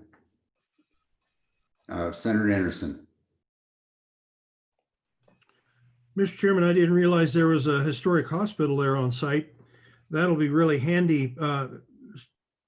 Have you considered that to be a facility for the I don't remember what the number was, 30 some CNAs and 4 or 5 RNs and 2 or 3 doctors that need to take care of the skilled nursing facility? Mrs. Scranton. Mr. Chairman, Representative Anderson, thanks for bringing up the historic hospital. Currently, that's a 2-story structure that on the lower floor houses 3 different state agencies. There's a probation office, forestry, and state lands. That is part of the level 1 and 2 study that could be included in the remodel, or that could certainly be left out. But some ideas, adding the skilled nursing cottages, that really makes the campus centroid right there. There's been some interest in having that be the community center or activity center where families come and congregate, where activities are held. But right now it's state offices. It may remain that way, or could be remodeled. Other questions for Mr. Scranton? Is there anyone else? Mr. Chairman. Yes, Representative Obermuller. Thank you, Mr. Chairman. Mr. Scranton, I would like to congratulate you and acknowledge the tough decision about the mountain view versus the configuration that you did. There were some very practical reasons for prioritizing this configuration over the mountain view. Our family has had property along that stretch between Buffalo and Sheridan. And as you look at those homes, the way people build those homes, you'll see for the most part, they face east or south. And there's two practical reasons for that. One is in the winter time with the prevailing wind conditions, it's best to be facing east or south. And then in the summertime, starting about 2 o'clock in the afternoon, the sun beats down very hard on the homes. So a mountain facing property, you'll see that they have screens and shades and all kinds of methods to block the view to keep the heat out of their homes. So you'll see that homes are facing the other way to let the back of the house take the brunt of the heat and sun. So those are the two practical reasons why the mountain view alternative was rejected. Thank you, Mr. Chairman. Mr. Scranton, do you have any comment on that? Mr. Chairman, Representative Overmuller, thank you. You'll recall that the location has gone through some iterations. When MOA, the architect that did the level 1 and 2 study, these were situated just to the north of where they are now, in a straight line on the east side of the entryway. It was Plan 1 that first said, what about if we move them to the west side of the road, and give them a view of the mountains? And I think that's a great idea. Looking at the operations of the facility and looking at, snow removal and the maintenance crews, and looking at the existing utilities, as Representative Obermuller alluded to, this is really the best location for these facilities. And to give you some perspective on where the groundbreaking was held and Colonel Shepard's briefings, the two cottages, the two left cottages, you'll see a little access road going in between those two. That's right about where the groundbreaking was held. And I was there that morning, and it was a cool morning, and you could look out over the river bottom and across the river to the hills on the other side, and there's not a bad view at the Veterans Home campus. And so I don't think that the views are going to be a concern. Thank you, Mr. Scranton. Any other questions from the committee? Seeing none. Does Franz want to talk? Mr. Chairman, members of the committee, my name is Franz Fuchs. I'm a policy analyst with the Miami Department of Health. I'm just here to support Ryan and Colonel Shepard with any questions that may be Department of Health related. Okay, thank you very much, Franz. So is there anybody else? Public comment? Mary Beth? Mr. Chairman, there is no other public comment to this topic. Okay, and no other questions from the committee? Okay, thank you very much, Mrs. Scranton. I appreciate it. And so we'll take about a 10-minute break. Perfect.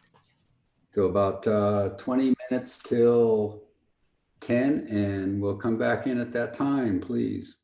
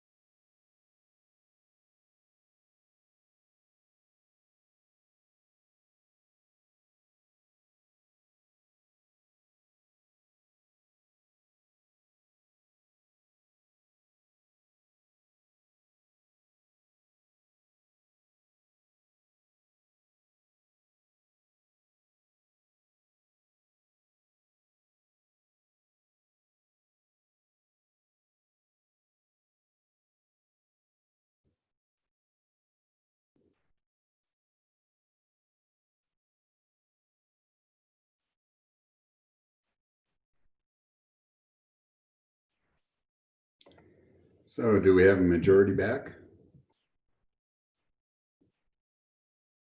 All right. We're waiting on Representative Obermueller. He's always late. Okay, we're gonna start on the grazing at Camp Guernsey, 10:30. So we're about 40 minutes, 50 minutes ahead of time. Colonel Smith, would you like to bring this forward? Thank you, Mr. Chairman. We'll get the slides shared.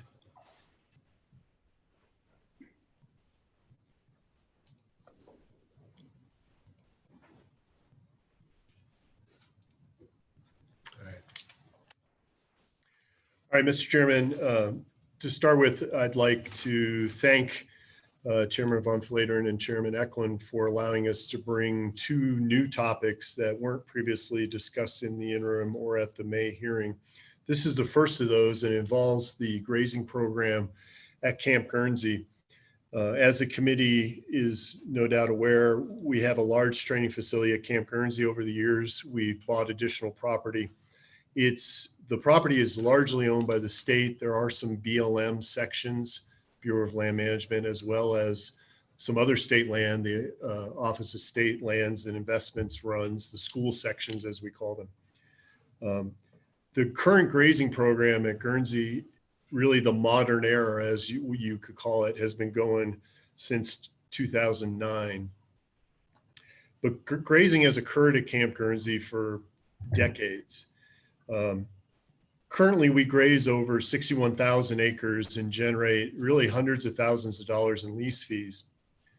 The issue that has come is in June of this year, the Secretary of Defense, Secretary Esper, sent a memo to all DoD organizations, including the National Guard, basically telling them to stop any activities using federal funds and federal people that are unreimbursed and benefit third parties.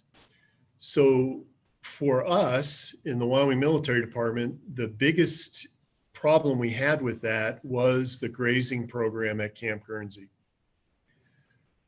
Our grazing program, we really do for both range management and fire mitigation. So we keep the grasslands down. We currently have 61,000 acres under 12. There's really 10 leases. We have 12 grazing parcels. 2 of them are currently out of the grazing program because of forage and some other issues. So this June 19 of 2020 Secretary of Defense memo basically ended our ability to run the grazing program with federally funded employees. Our problem is currently and historically, we have 20 federal and federally reimbursed state employees spending literally thousands of hours annually running the grazing program. There is a federal benefit in range management and fire mitigation, but it also results in hundreds of thousands of dollars of lease fees returning to the general fund for the state. So turning to the next slide, the only way we can continue grazing is to make the grazing program 100% state program. We need to get our federal employees out of the grazing program. When we say there are 20 federal employees or federally reimbursed state employees involved, obviously it's a few hours here and a few hours there. It might be the maintenance guy who goes and fixes a wellhead. It could be a grounds maintenance person who fixes an internal fence. It could be a variety of things like that. So no one person spends their full time working the grazing program, but when we surveyed our staff on both the state and the federal side, we determined literally several thousand hours a year are being used to run a program which has a tangible benefit to the state. So given that, and also given the fact back in the early 2000s, this legislature was extremely generous to the Wyoming National Guard and allowed us to purchase tens of thousands of additional acres to continue to allow Camp Guernsey to grow and to be really a national asset training area for especially our field artillery component, which is the main mission of the Army National Guard. As part of that process, the Wyoming Military Department committed to both the grazers in Platte County, the Platte County officials, and the legislature that we would, as much as possible, continue grazing. As Representative Eklund reminded us when we met last week, 61,000 acres probably makes the grazing program at Guernsey one of the largest ranches in Platte County. So it has a fundamental impact on Platte County, the Platte County economy. So in order to continue grazing under the current DoD directive, we are proposing legislative action to create a grazing fee fund to operate the grazing program as a 100% state-funded program. In order to do that, under the current state employee and budget constraints, we needed to have authorized up to 3 at-will employees to run the program, paid for out of this newly created fund. Really, our focus is to continue grazing at Guernsey, to allow the grazers to continue what they have planned on, and also to protect an income stream to the general fund. So before I turn, so we don't have this as a handout, but the question then becomes how much money goes to the general fund. In the biennial year that ended in 2019, those 2 years resulted in $376,000 reverting to the general fund. That gives you an idea of the scope here. The base fee currently in 2020 that are paid is $295,000 a year. So basically about $590,000 for the biennium.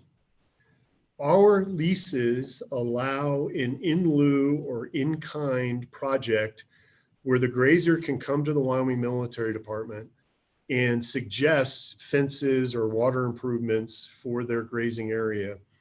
The Wyoming Military Department can approve that, and the grazer then can contract or do the work, and the military department deducts that cost from their fee. That is why the amount reverted in biennial year 19 was $376,000 and not the 500-something thousand in total fees. So in order for grazing to continue at Guernsey, which is relied on by our grazers, we have come to this committee to ask that they pass a draft bill, a bill that would allow a grazing fund to be created. And with that, I'll stand for questions about the grazing fund before we turn to the actual bill, Mr. Chairman. Committee, any questions for Colonel Smith? Seeing none, Colonel Smith. All right, sir. If you give me a moment to stop sharing this, hopefully we have 21 LSO 0177 working draft 0.6, which is a draft bill prepared by LSO entitled Range Management and Military Training Areas. With that, on page 1, we have what the act is for, which essentially is to create a fund to deposit monies from grazing fees, to allow the Adjutant General to administer the fund and expend monies to run the program, requiring annual reporting and providing a continuous appropriation. And it also provides seed money. So in here, I'll get to, it has a beginning appropriation. And I'll explain that when we get to that part of the bill. So with that, sir, I'll turn over to page 2 in the meat of the bill. And these are all new sections of the code. So on page 2 at the top, we have 19.7.209, which discusses the range management operation, creates the account, and includes rulemaking. In subparagraph A, it creates that there will be a program. It allows the military department to run the program. And you can see down there, starting on line 13 and continuing on to page 3, a number of things that the program does. But the bottom line is these are the things that grazing impacts at Camp Guernsey. But really the whole purpose of this bill is to continue grazing at Guernsey and continue the income stream to the general fund. So pending any questions on page 2, I'll turn to page 3. Questions, the committee? Senator Anderson. I'm not familiar with the real estate term there on line 8 that are owned in fee by the military department. does that mean that the military department owns them completely, or what does in fee mean? Mr. Chairman, Senator Anderson, in answer to your question, in fee means that the military department controls the land. It is all state land. State land that is controlled by the military department by a different part of Title 19 is operated and maintained and run by the military department. This is unlike other state land, which falls under the Office of State Lands and Investments. So essentially, the Wyoming Military Department, by existing statute, controls and operates the land that was purchased for it, which includes the land at Camp Guernsey. So in fee means we're the owner, we're not leasing it, so to speak. We actually own it, but it is the state of Wyoming for the military department. Got it. Senator Steinmetz. Thank you, Mr. Chairman. With that being said, we know that the Office of State Lands and Investments manages our grazing allotments and for other leases of the state. Have you looked into maybe having them administer this program for you so that it's a cost savings to the state, since we already have personnel doing that? Is that even a possibility? Thank you, Mr. Chairman. Smith. Thank you, Mr. Chairman, Senator Steinmetz. We have talked to the Office of State Lands. We actually they have parcels within Camp Guernsey that we've talked about moving to help make it easier to administer the program. What's unique about Camp Guernsey, unlike the other state lands, these school parcels are leased out on a very simple lease, basically turning over that parcel of land to the grazer to operate on. There's very few conditions on it. At Camp Guernsey, the benefit to the grazers at Camp Guernsey is we have watering points that we want for fire mitigation and also for military training. We have various fencing that we do for our own purposes. What's hard for our grazers and what makes the OSLI, not really equipped or manned to manage, is we have to get our grazers to move cows on a regular basis, depending on the military training scheduled. So one of the reasons we spend so much time on the grazing program is if we have, say, a brigade level, a large a couple of thousand soldiers coming, and they're going to be out in the field bivouacking, to use an Army phrase, we have to get the grazers to move their cows to a different part of the land. That's something OSLI never deals with. That's what makes this unique and also makes it harder for someone to take over the existing program, because we graze a large portion of the 78,000 acres at Camp Guernsey. So we graze 61,000. So you can imagine during large scale military maneuvers, we ask a lot of our grazers. Thank you. Does that answer your question, RK? Representative Brown? Thank you, Mr. Chairman. So Colonel, just on that really quick. So I guess I'm trying to make sure I understand all of this in totality here. We've got a directive from the Department of Defense saying we can't use the military space that benefits a third party, but it really benefits not necessarily a third party. It's really truly benefiting the state of Wyoming. And are they considering the state of Wyoming a third party in this, or are they considering the cattle grazers the third party? Because in my mind, I look at this and I say, hey, look, we're actually allowing the cattle grazing as a benefit to us for fire mitigation. And, I personally see it that way. So while I respect what we're trying to do here to make sure we're playing by the rules, I also just want to make sure that there's not any other way that we can look at this and make sure that we don't have to go through legislation to fix this problem. Colonel Smith. Mr. Chairman, Representative Brown, great question. So on page 2 of this memo, which I can provide to the committee from the Secretary of Defense, the key sentence says the department will no longer provide non-reimbursable support of any nature to other federal, state, territorial, tribal, or local government entities, private groups and organizations, foreign governments, international organizations, unless the support is required by federal statute.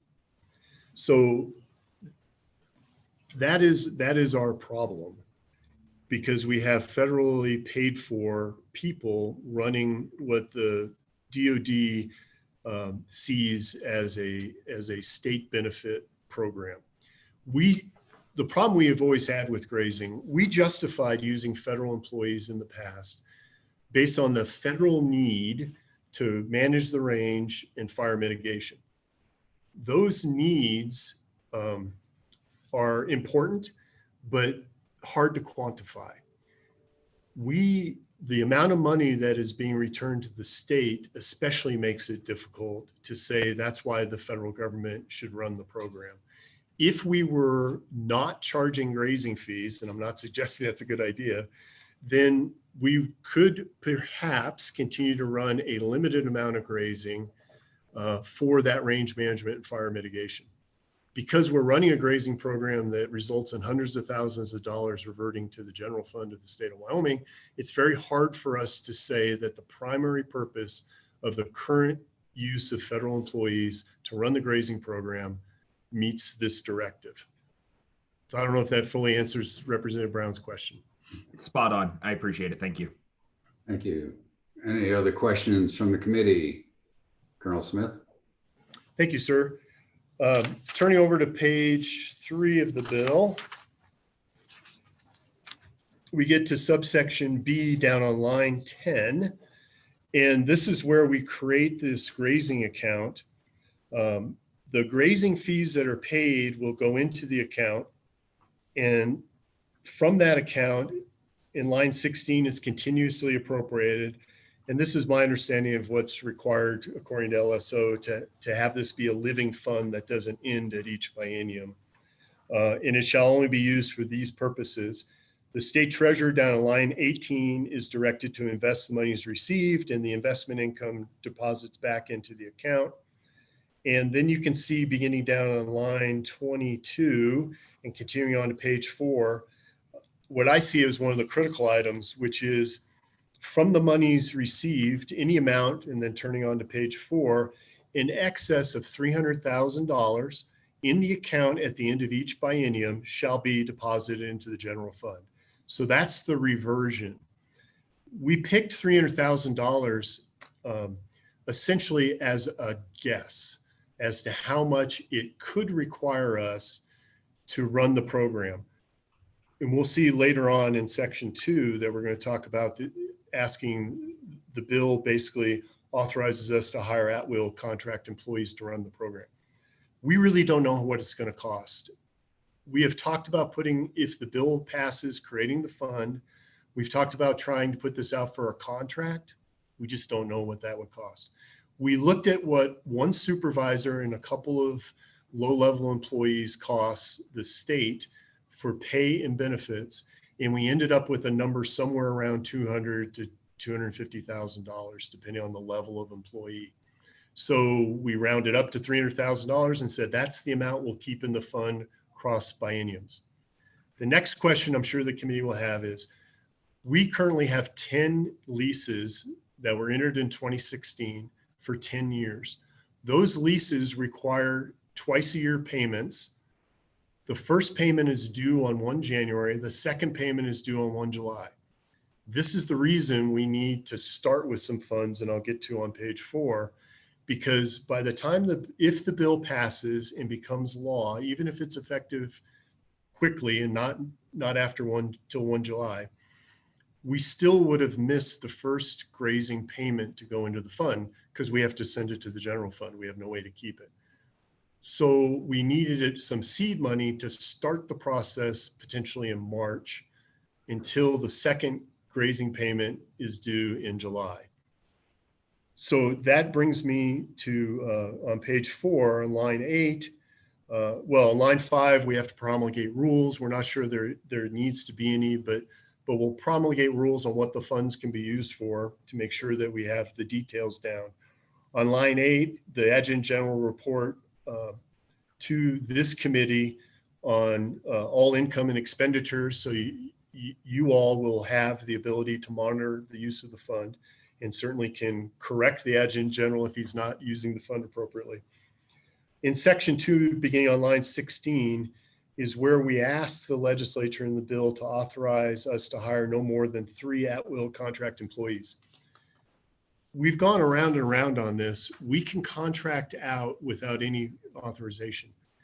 But given the state's current moratorium on new state employees, given the fact we've never tried to run this as a self-sufficient program using 100% state employees or a contractor, we don't want to tie the state into permanent employees, but we do want the ability to hire at-will employees if we find no ability or cost effectiveness in hiring a contractor.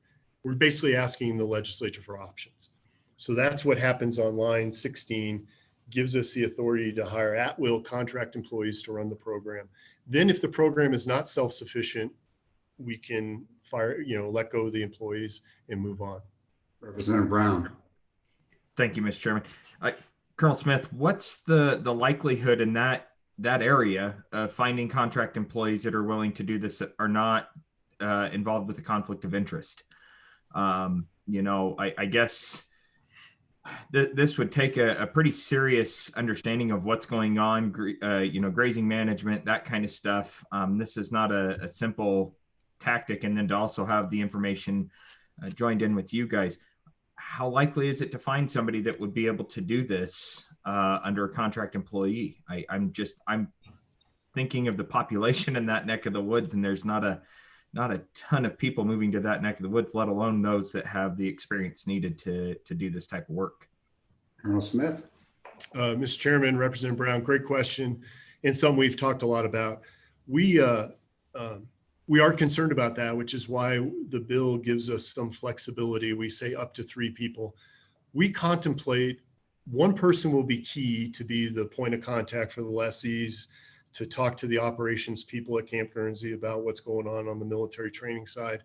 That person could get pretty expensive. I will say, tongue in cheek a little bit, we have a number of current members of the Wyoming National Guard who thinks this would be a great retirement job, but nobody's offered to take it yet. So we'll have to see how that works. We then contemplate, so we'll have one supervisor type person who really is going to have to work AUMs, forage plans. That's going to be an interesting person. The other up to 2 employees is really the weekly moving fences, talking to grazers to move cows, counting AUM, cows for the AUM calculation that's part of the lease. So that's really, it could be some folks on horses or ATVs, mostly during the grazing period, of the spring, summer, and fall. And they could even be seasonal employees of some type. But Representative Brown, we are very concerned about that, which is why we're trying for maximum flexibility in creating this fund. Thank you. Other questions, Representative Blake? Thank you, Mr. Chairman. Colonel Smith, so what happens if we can't get this bill passed? You can't hire any employees or start a new fund. Where do we go from there? Colonel Smith. Mr. Chairman, Representative Blake, we will have to shut down grazing at Guernsey. That's just the bottom line. Thank you. Other questions, Representative Blake? So what does that do with our leases that are still in effect? Mr. Chairman, Representative Blake, all of our current leases have a provision for either party, either the military department or the lessee, to terminate the lease upon notice. Obviously, we will know by March whether or not we have the ability to continue grazing. We will, General Porter has said he'll assume risk to continue grazing until we have that idea of if it's going to work. And then he will work with the grazers to not just turn off, tell them to move their cows tomorrow. We understand that they plan ahead, they buy cows and calves, and they plan their economic year around the ability to graze at Guernsey. And so we will work with our grazers to figure out a way to get out of the grazing business without hurting them as much as we can. But it is a risk that General Porter has to assume, because the DoD directive from this summer, that'll be a year away. But if we show we're trying to wind down an existing program, I don't think anybody's going to yell at us too seriously. Senator Anderson. Mr. Chairman, I'm wondering about the appropriation, the $300,000 appropriation from the general fund. If you're going to ease into this with one employee and then, increase the thing. Couldn't you take that out of current lease money that would be going into this account, and rather than having to have a cushion in there? Thank you, Mr. Chairman. Senator Anderson, it's really a lease payment timing problem. As I mentioned, our leases, the payments are due twice a year. The first payment is January. If it comes in January without a fund in place, that money reverts to the general fund. We can't hold it. We then don't get another payment until 1 July. So this appropriation, which is on page 5 in section 2, small b, for the other members of the committee, it really is just seed money to make sure we have enough funds there readily available to start hiring people or contracting out until the lease payments begin to flow. We bill people, the payments due 1 July, we don't always get it until August, September. We try to work with our grazers because it depends on market conditions and all those things. So really is seed money. If this body wanted to change that number to something less, we're trying to give maximum flexibility because we just don't know what it's going to cost. We anticipate after the fund is up and running, after we've either hired employees or contracted the services out, it will be well self-sufficient. So really that appropriation is only because of a timing with our existing lease payments. Other questions from the committee? If not, Senator Hutchings. Thank you, Mr. Chairman. Colonel Smith, is there a way that you can put somewhere in the bill that, we know it's seed money, but is there another way to put something to the effect of paying it back once your leases start flowing? Mr. Chairman, Senator Hutchings, great question. If you turn to page 5, top of the page being on line 1, this is where that $300,000 in seed money is. And as you read down there beginning on pit line 4, or I guess 5, it's for a 1-year period. It expires on June 30th of 22. It can't be transferred or expended for any other purpose. And any amount not used automatically reverts by law on June 30th of 22. So we did contemplate that. Your question, it's a good one. So if we don't need the money because of timing or the way the fees come into the fund, that money will still be there and will revert in 22. So Colonel Smith, does this mean that if you spend 50,000 to 300,000, you'll only give 250 back?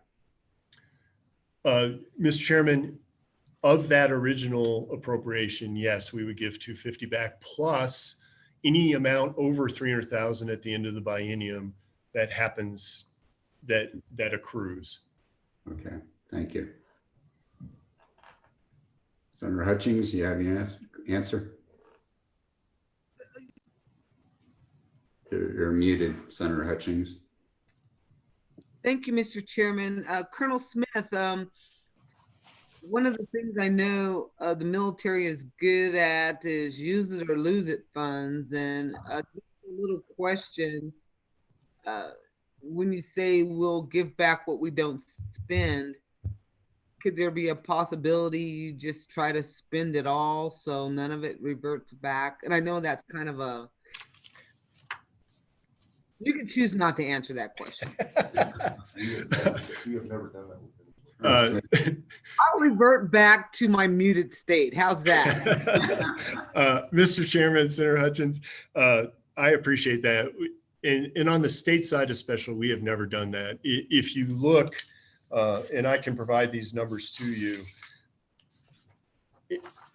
according to our data, if you go all the way back to the biennial year that ended in 2011, we have always reverted back at least $341,000 and upwards and close to $400,000 every biennium since 2011 under the current grazing program.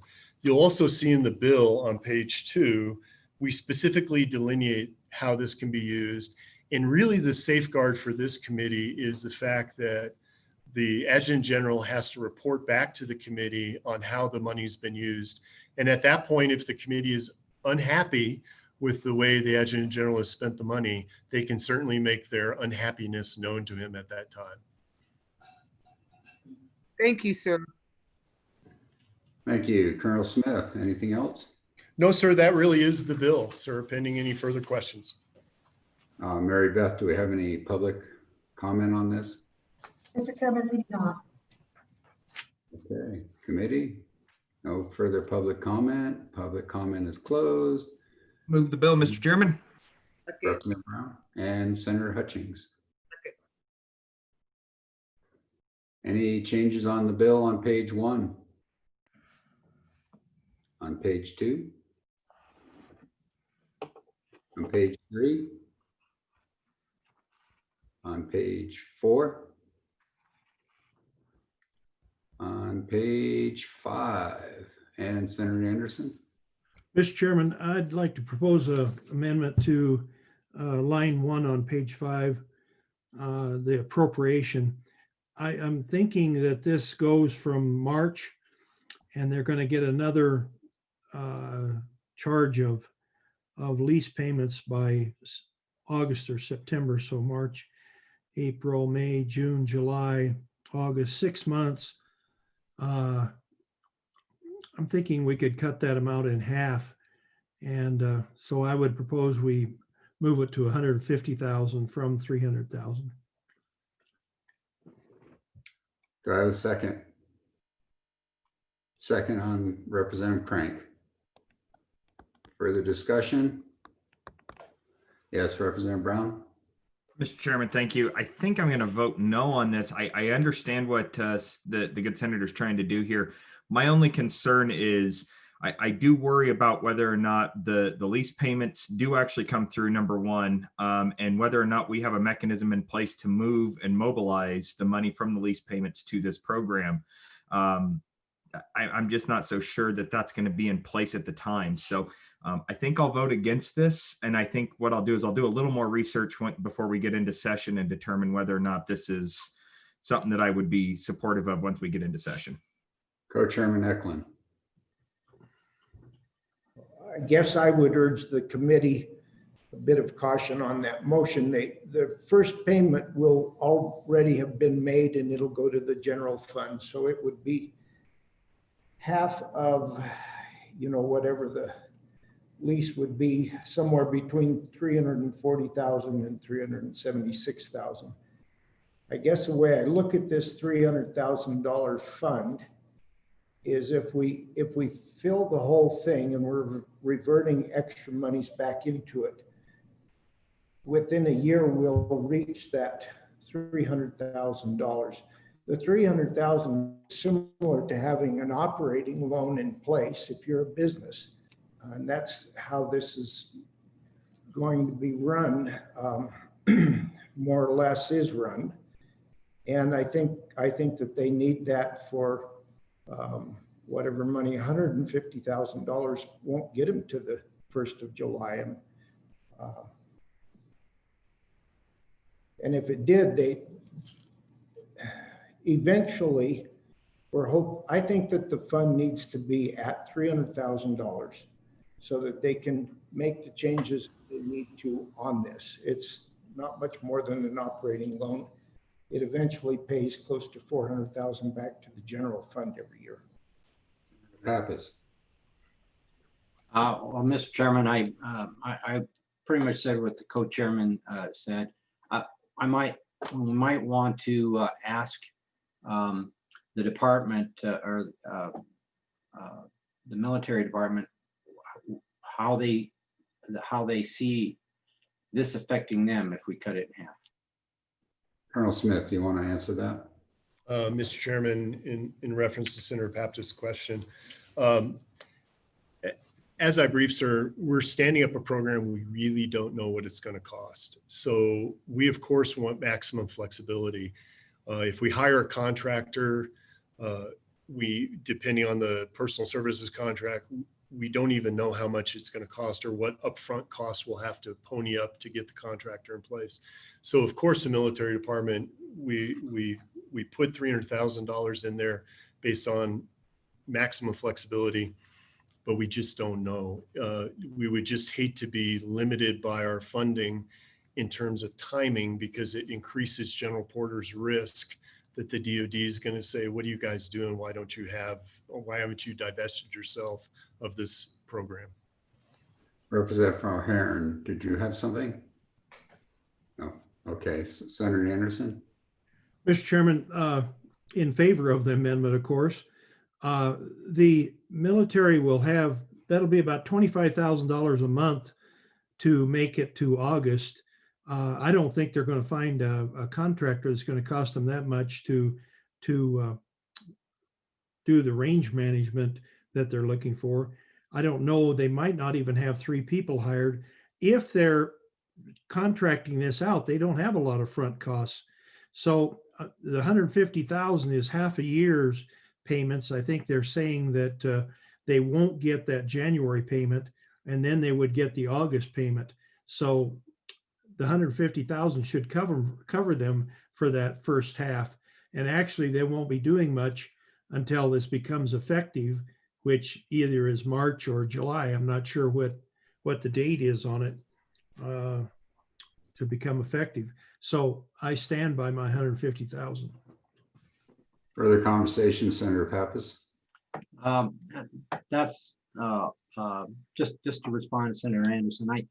I understand the thinking there. However, since there are so many unknowns here, what if you're wrong? I think we ought to err on the side of caution. Certainly, this money we're not going to use it if we're not going to use it. It all will be reverted back June 30th, 2022. It's not like we're giving away money that we're not going to ever see again. So if it's not used, it comes back to us. Co-Chairman Eklund? I would agree with that statement. So if we did cut this to $150,000 and we left the fund at $150,000 instead of at $300,000, and you could have some fairly major catastrophes. I don't know what it would cost to replace all the fence on the place if you had a massive fire, but they've kind of had to deal with that in the past, and other costs that could come up. I would hope that they don't. The grazing helps mitigate the fire hazard, but there are a lot of trees and it can burn up, and it can burn up the neighbors too. So I guess when that happens, I would hope they'd have enough money to rebuild whatever facilities were needed to be rebuilt. But if we set it at $150,000, we may have to come back next year and change that. $300,000 seems like an appropriate number, since it's going to be bringing in over that amount every year.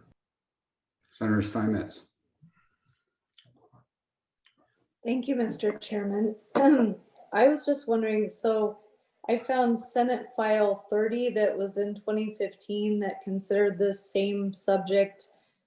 It was my first year in the legislature, and we were asking for 205,000 then. So I was wondering why it's gone up to 300,000, and if that would be a more appropriate number. And then if the chairman would indulge me, because it's not on the amendment, but why did that bill fail? Could you explain if we were facing the same situation as now, or what exactly happened there? Thank you, Mr. Chairman.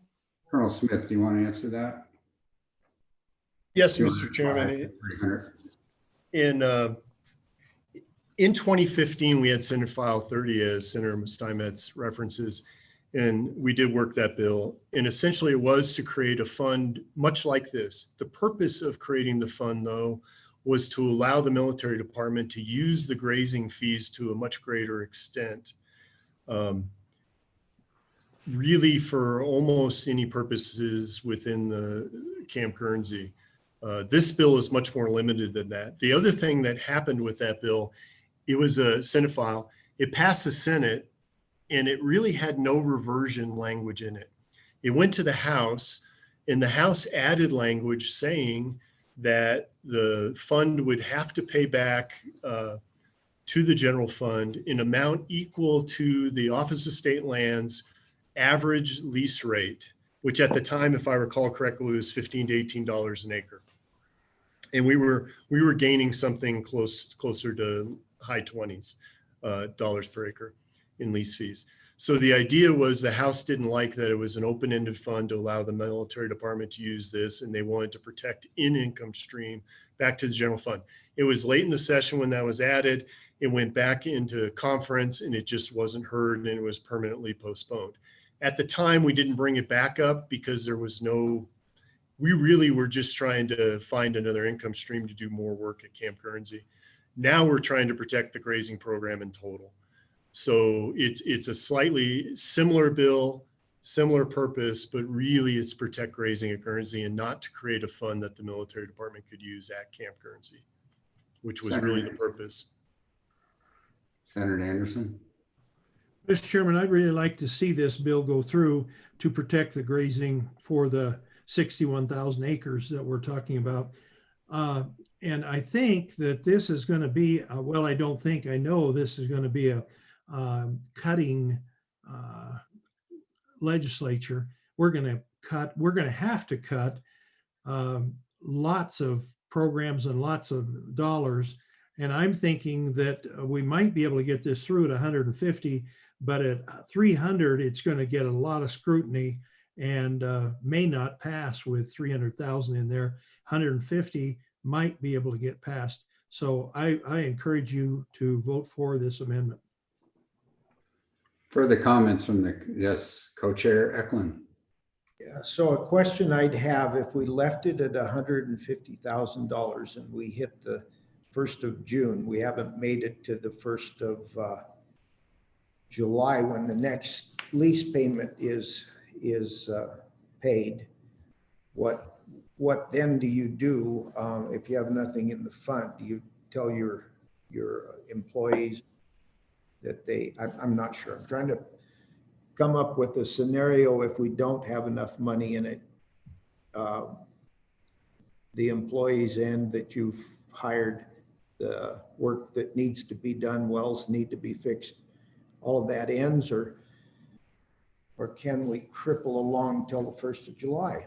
Colonel Smith, do we have another source of income that the general can reach into and take care of this issues that should come up? Mr. Chairman, the answer is no.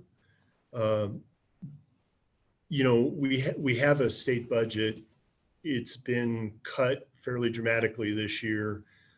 Really, if we had to float money into the fund to pay for the AWIC employees or the at-will employees, it's possible we could do it, but it would be taking away from some other program that's already faced multiple double-digit cuts. So I won't commit for the military department what we might or might not be able to do at the time, but our first point would really seriously consider shutting it all down, because we just can't. It would put us in a bind. We've already faced well over 10% cuts in our funding on the state side so far. We know the legislature's got to look at some more cuts this session, and we really just can't float a program like this along. Other comments from the committee? Seeing none, are you ready to vote? We're voting on the amendment to page 5, line 1, to change the 300,000 to 150,000. All those in favor, please raise their hand. There's 2. That's all I see. All those opposed, please raise their hand. The difference is opposed. So that has failed. So we're at 300,000. Any other amendments on this bill? Seeing question. Yes, Representative Blake, do you have something? Call for the question. Call for the question. Mary Beth, would you call the roll? Mr. Chairman, this is a roll call vote on 21 LSO 177 version 6. Senator Anderson, Aye. Senator Hutchings, Senator Senator Hutchins. Hutchings, She's an aye. Senator Pappas, Aye. Senator Steinmetz. Senator Steinmetz? Are you frozen? Just time, that's, I don't see you moving. Why don't you give me a thumbs up or a thumbs down? Aye. Okay. Representative Blake? Aye. Representative Brown? Aye. Representative Crank? Aye. Representative McGuire? Aye. Representative Newsom? Aye. Representative Obermuller? Aye. Representative O'Hearn? Aye. Representative Western? Aye. Co-Chairman Eklund? Aye. Co-Chairman Van Slater? Aye. So that bill is passed. So we're on the federal military property concurrent,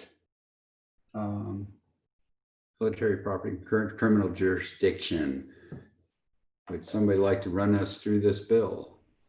Mr. Chairman, and I will do that.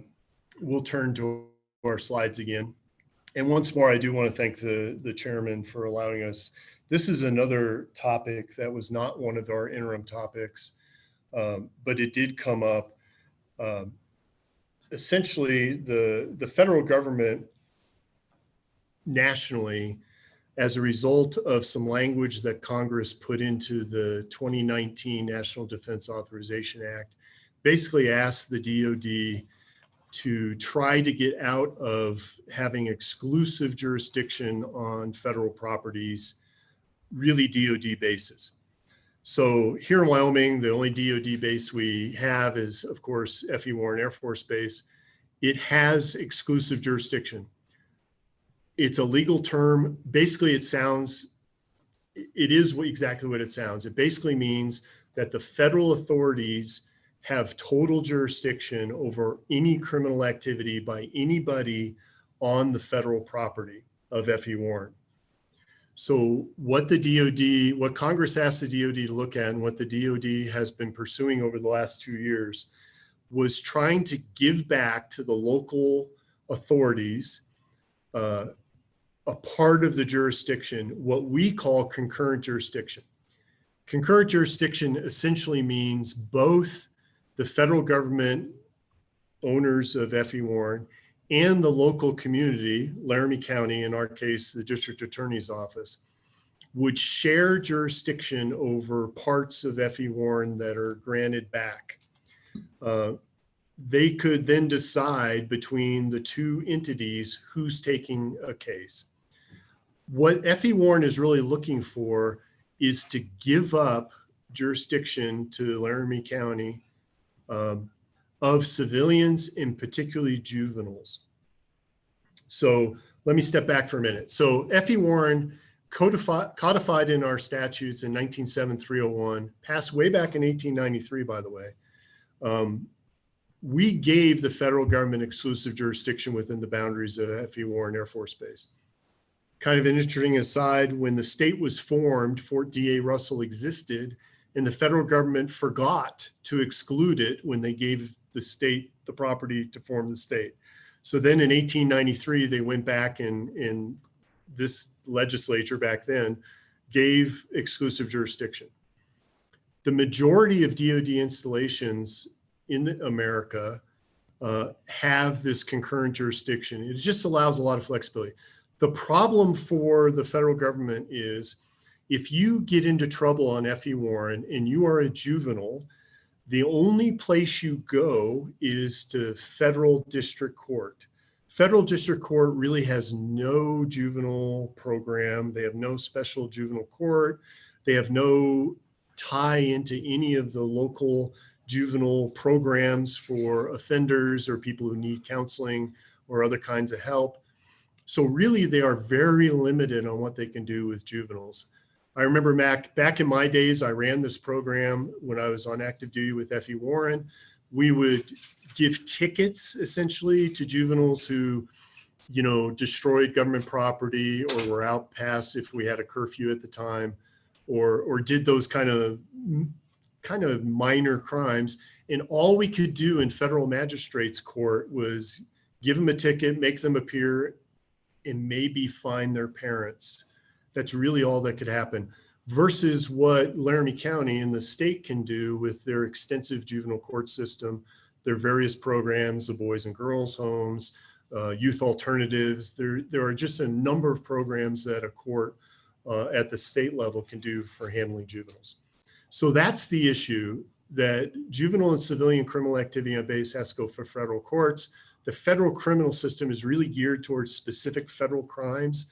Think racketeering, drug distribution, big crimes, and not speeding on base, DUI on base, those kind of things. So turning to the next slide. Whoops. So what concurrent jurisdiction does, as I mentioned, is it allows the local authorities, in the case of Laramie County, the district attorney's office, to talk to the federal authorities and make a decision if they had concurrent jurisdiction, who would try the crime. Currently, Warren has estimated to me that they do 7 to 12 of these cases involving civilians and juveniles. Now, I do want to correct on the slide. I said the Attorney General's office criminal section is supportive of the effort. After they saw the slides, I got a call from various members of the district Attorney General's office to remind me that our Wyoming Attorney General's office does not support legislative efforts. They enforce them and interpret them. And so they wanted me to clarify to you that they looked at the proposal and they didn't see any legal obstacles to it, but the word supportive is a poor choice. I also wanted to say we had additional contact with District Attorney Manlove in Laramie County. When first approached last year with the idea of this, she was supportive, but more recently, because of budget cuts within her office and her current caseload, she is not supportive of taking a bunch of new cases. What I tell this body, what we're trying to create here is a mechanism for the federal government to cede, to give back to the state concurrent jurisdiction. It does not require the state to do anything with any particular case. They can choose to not take a case. So what we did in this proposed bill, and I'll get to the bill in a moment, pending your questions, it creates a framework for a federal government agent to ask the governor to take jurisdiction, in this case, concurrent jurisdiction. The governor can then assess whether that's a good idea for the state and then agree to it with whatever conditions they negotiate, and then the Secretary of State would keep that document that is signed accepting jurisdiction. We could have done a bill to just deal with F.E. Warren, but again, I know this body has repeatedly in the past wanted to make sure that we create statutory frameworks that are flexible, so we're not going back for every piece of federal property that may exist. And so this only creates a framework for it to happen. And therefore, if the district attorney continues to have concerns, we can enter into negotiations with her in this case, in the governor's office, and come up with a plan. So before I turn to the bill, I'll stand pending the questions of the committee about what we're trying to do. Committee, any questions? Yes, Senator Hutchings. Thank you, Mr. Chairman. Colonel Smith, when I look at 197301, I don't see anything here that deals with legal proceedings against juveniles. All I see here is ceded lands, and that concerns me. I'd like to know more about that and how you are getting criminal procedures, maybe a Romanet, let me see, is it F(i) may give us some give me an idea where you're coming from. And then is there someone here from F.E. Warren to speak on behalf of this DOD request?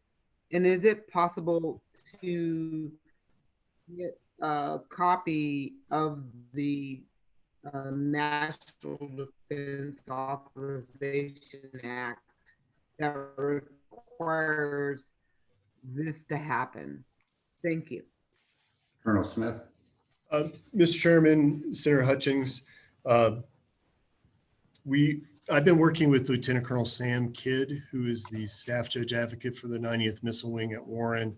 And he had planned to be here if he could. He had a conflict, and we are a little bit ahead of schedule. I will tell you, I can provide to Senator Hutchings the language out of the NDA. I also have and did not provide to the committee yet 2 letters, one from the acting Secretary of the Air Force to Governor Gordon dated August 21 and 19, basically asking the governor to consider looking at this proposal for the federal government to give back to the state concurrent jurisdiction. There's a second letter that came from the National Guard Bureau on 24 June of 2020 to Global Strike Command, which then came to Warren, which then came to me, which again was talking about specifically some of the National Guard members who are stationed on FE Warren and how concurrent jurisdiction would actually help clear up some potential legal issues with these National Guard members being on FE Warren. So I can provide those 2 letters. I can also provide the language out of the congressional comments from the NDAA. I don't have those in front of me. But in reference to Senator Hutchins' other question about what 197301 says, I will, looking at the actual bill, 21 LSO 0176, working draft 0.5. On page 3 is where there's a slight change to the existing 197301. So for the committee, if you pull the draft bill out, you can see what Senator Hutchins is asking about. On line 4 of the existing statute in 301, you can see the first statement is exclusive jurisdiction is ceded to the United States over all territory owned by the United States within the limits of the military reservations known as Fort Francis E. Warren, and then several other places. That gift or seed of exclusive jurisdiction is what says, up your right, we're on working draft 0.6, I apologize. What that exclusive jurisdiction means in the law is that only the federal government can handle any criminal activity on those listed properties. So there is no mention of juvenile, there's no mention of civilians, because it's inferred by law that when the federal government has exclusive jurisdiction over a given piece of property, they control all crimes occurring on that property. So it's inferred by law, it's not specified in 301. So I hope that answers your question, Senator Hutchings. Ooh, I'm gonna have to mull over all that. Thank you. Thank you. Colonel Smith, you are, we're combining federal with state, you know, your National Guard, your state. We're doing federal. So how do you justify doing federal law being state employee? Mr. Chairman, I am a federal employee. I am on federal military orders. And currently I'm sitting in our Joint Force Headquarters building, which is actually located on FE Warren Air Force Base with a long-term lease, which allowed the National Guard to build this facility and several others, including our Command and Control Group, which is part of the Air Guard, our Army Aviation Facility, which is on FE Warren. That's the Black Hawk helicopters of the Army Guard. We also have the Raper Armory, which is on FE Warren, as well as a field maintenance shop in back of the headquarters building. All of those facilities are actually physically on FE Warren Air Force Base. But I am a federal employee. I am not a state employee, even though I'm a member of the state National Guard. We can talk about statuses for a long time, Mr. Chairman. And I'm always confused by that. So, but I would feel better if there was a Colonel, I think it's Colonel Kidd, is that correct? Yes, sir, KIDD. And I apologize, sir. I told him our schedule is 11 and he just hasn't, we've reached out to him and he hasn't arrived yet. Okay. Thank you. Committee, other questions? So Colonel Smith, have you run us through this bill yet? No, sir, I haven't. And I'd like to do that with your direction, sir. Okay, please. Turning to the bill, sir, on the first page, what this bill does is create a new subsection 302 of 19.7. 19.7 301, which you already mentioned, ceded exclusive jurisdiction for F.E. Warren. And this new section in 302 being on line 10 on page 1 and carrying over to page 2 essentially sets up, like I mentioned, a framework for a federal government agent to ask the state of Wyoming through the governor to take back a portion of the jurisdiction, concurrent jurisdiction. So on page 2 on line 1, you'll see the salient points is when the state receives a written request for concurrent jurisdiction from an authorized official of the U.S. government, down on line 2 and 3, that this new section would allow the governor, he would be authorized to accept, he may accept concurrent jurisdiction between the United States and the state over the property described in the request, and to the extent and for the period of time authorized in the request. That's down on lines 8 and 9. Line 9, 10, and 11 says the acquisition of concurrent jurisdiction becomes effective upon the filing of the acceptance with the Secretary of State for the state of Wyoming. Line 14 states that that this mechanism that we're creating, if it is used, it does not affect any existing jurisdiction or concurrent jurisdiction by the state over federal property already in the law. Because there are, as you know, a number of federal forests, federal monuments, federal parks that have given concurrent jurisdiction to the locality in our statutes. And it's a long list. And so this is really our intent here, was to create a process so that every time jurisdiction was wanted to be changed by the federal government, we didn't have to go back to the legislature to say this piece of ground they want to give concurrent jurisdiction. So this would create a way for the governor to work those issues, record it with the Secretary of State, without the legislature having to look at every single piece of ground. So Colonel Smith, sir, can I interrupt for a second? So on line 6 or 7, it says the governor is authorized to and may accept the concurrent jurisdiction. So if he says no, like they have a criminal case on F.E. Warren, and he says no, I won't accept this, then it is not to be, it won't be run in civilian court? Mr. Chairman, what this section is doing is creating a grant of concurrent jurisdiction process. Actual cases, let's say, so F.E. Warren says, please take concurrent jurisdiction. The governor accepts that for F.E. Warren. In a given criminal case, F.E. Warren's authorities and the local district attorney would discuss the particulars of that case, and they would come to an agreement as to who's going to try the case.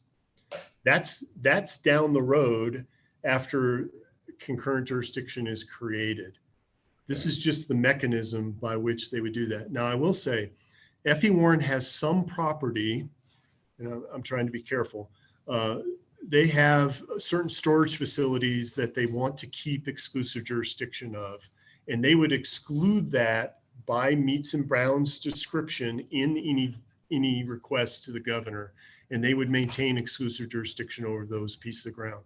I also have not mentioned Freedom Elementary School off Old Happy Jack is actually on F.E. Warren property. It is a Laramie County School District #1 school, and it is one of the things that creates issues for us because it's on federal property and yet it's a Laramie County school. So children from the surrounding community attend a school on federal property, and yet our current juvenile court system has no way to affect anyone on that property that gets into trouble. This would enable them to grant concurrent jurisdiction over that piece of property. Thank you. Want to continue? Yes, sir. So again, we were down on page 2, and really then on the bottom of page 2, carrying on to page 3 is section 2, which really amends the existing statute that we were talking about with Senator Hutchings a moment ago. And that's really down in line 13 on page 3. It's the exclusive jurisdiction seed in 301, and we just say that this exclusive jurisdiction may be modified pursuant to this new process in 302 that we're creating in this bill. And then down on line 17, my version of the bill, I think, is one out of date. But in section 3, we say it becomes effective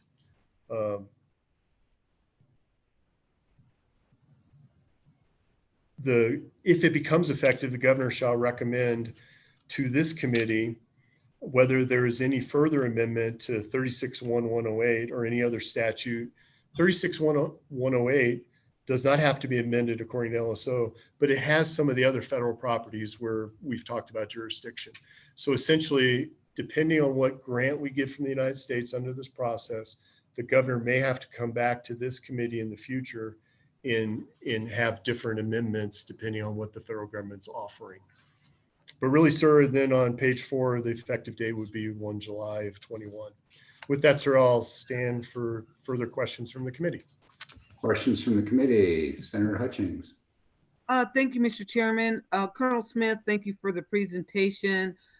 I feel I'm not comfortable with this particular bill. I don't think without having the heads up, the documentation that you have, really diving into this bill, a 2-3 page bill that seems to give a lot of power and take a lot of power away is something that we should just jump into lightly. I'd like to have this bill or propose a motion to table this bill until we can get all the documentation, hear from Colonel Kidd or General Mr. Kidd, and get more information on this particular bill and how it will really affect F.E. Warren and the state of Wyoming.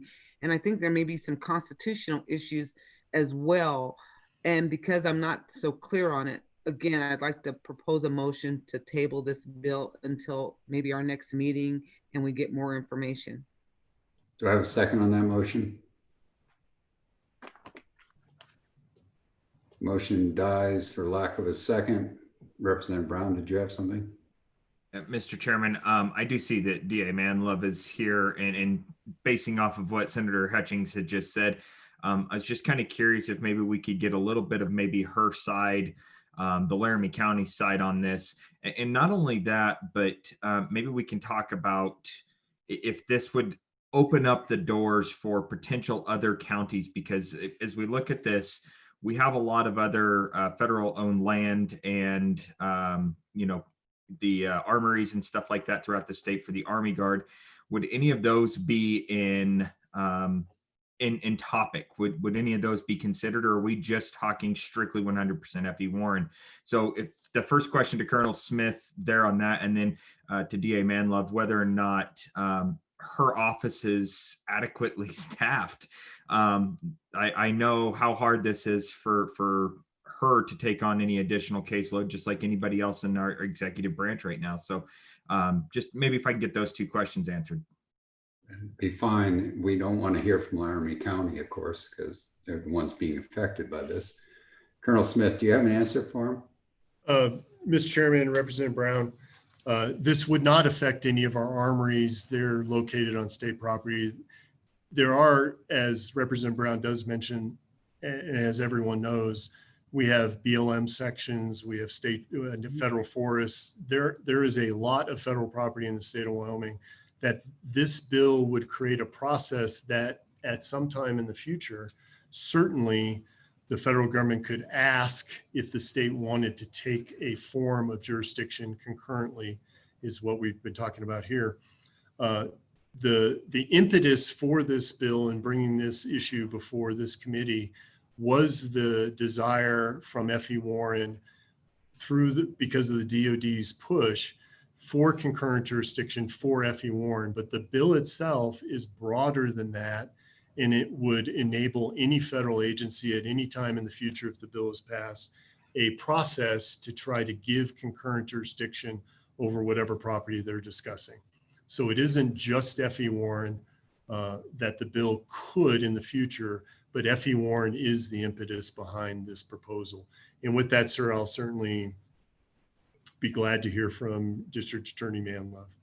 So before we hear from District Attorney Manlove, can we hear from Colonel Kidd at the moment? Is he there?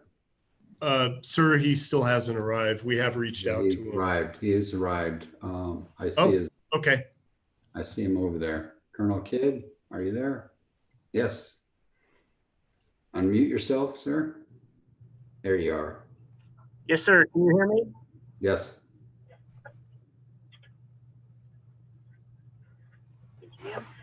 All right. So I can, did you have a specific question, or do you want me to just kind of explain the scenario and why we're requesting this and what at least how we envision it working?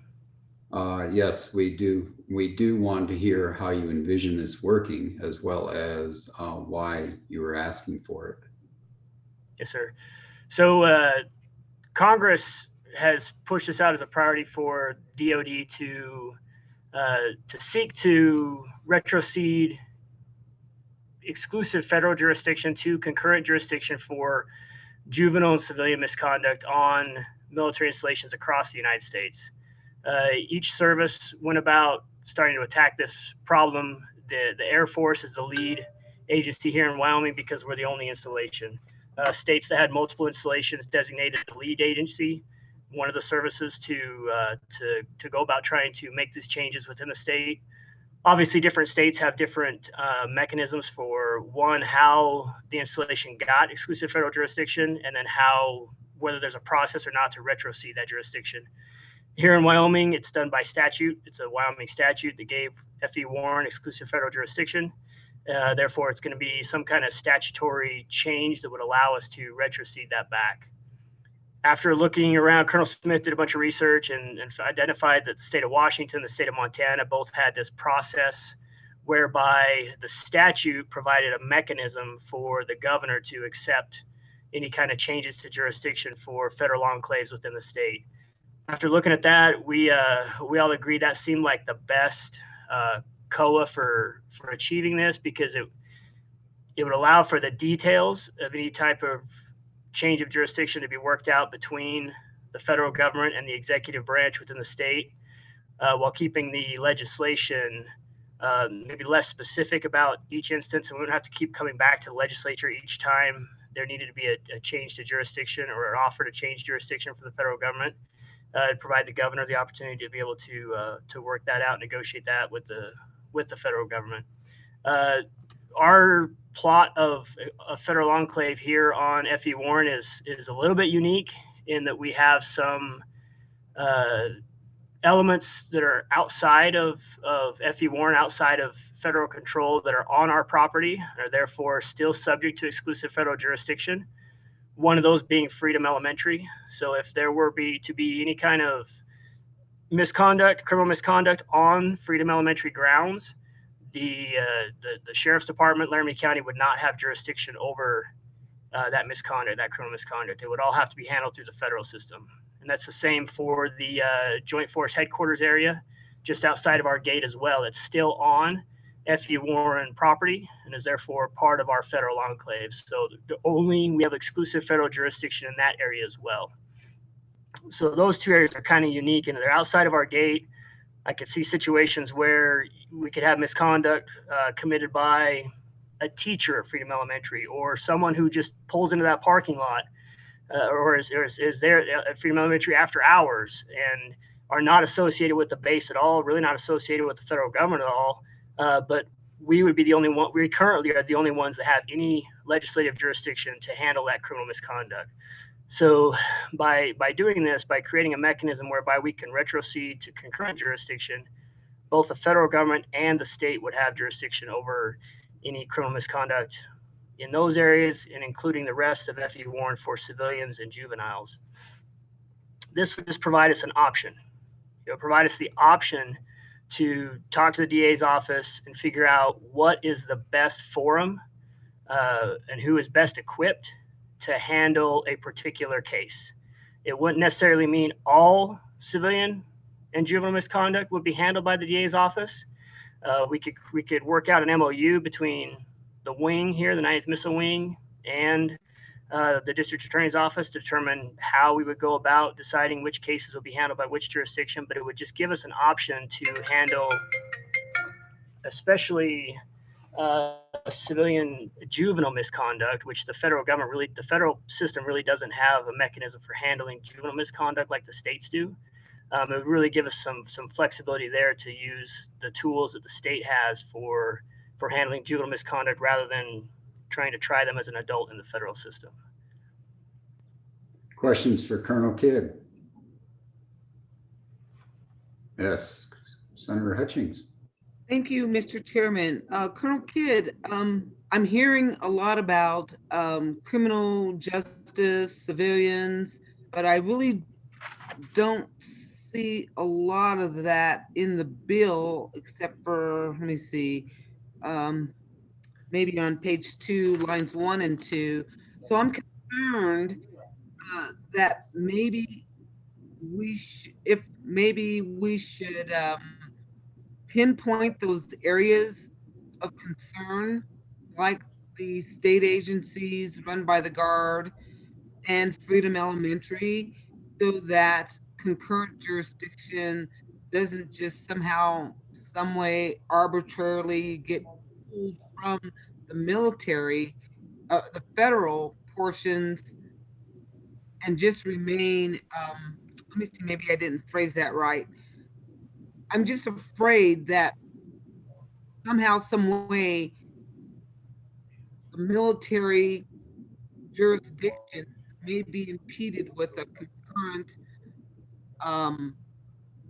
jurisdiction with the state, the governor, the adjutant general, the DA, if we don't separate it and let people know in the statute that we only want it to be the state agencies, Freedom Elementary, and the joint forces.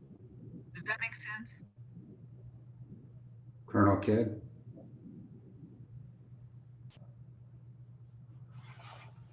Yes, sir.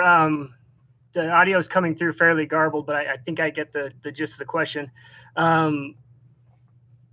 We're not necessarily concerned about it impeding federal jurisdiction. We would obviously be with concurrent. We would both sovereigns would have jurisdiction to be able to make a joint decision as to who's gonna take lead as far as jurisdiction goes. And the intent is not necessarily to just provide concurrent jurisdiction in those areas like Freedom Elementary or the Joint Force Headquarters. I just point those out as drivers for why this makes a whole lot of sense from the state's perspective. I think we would also want concurrent jurisdiction across the installation, our housing, especially where we have a lot of dependents, civilian spouses, civilian dependent children. That if there were some serious misconduct that occurred there, we would want to be able to have the option to also be able to go back to the district attorney's office and talk through the options with them as far as what is the best forum for handling that misconduct. As far as more specificity in the statute, that's an option. We have examples from the state of Washington where Washington has used this statutory construct, and a letter was submitted to the governor from the Air Force, and then the governor was able to respond with granting the retrocession of jurisdiction, and that was some years ago, and it seems to have worked well in that situation. I'm not sure if Montana has ever used their version of the statute, but we can look at that and see as well. I think leaving the statute more open and flexible would provide for potential future changes in jurisdiction at other federal locations within the state as well, if need be. Senator Hutchings, you have a question? No follow-up. Thank you, Colonel Kidd. Thank you. Other questions from the committee? Seeing none, I will go to District Attorney Manlove.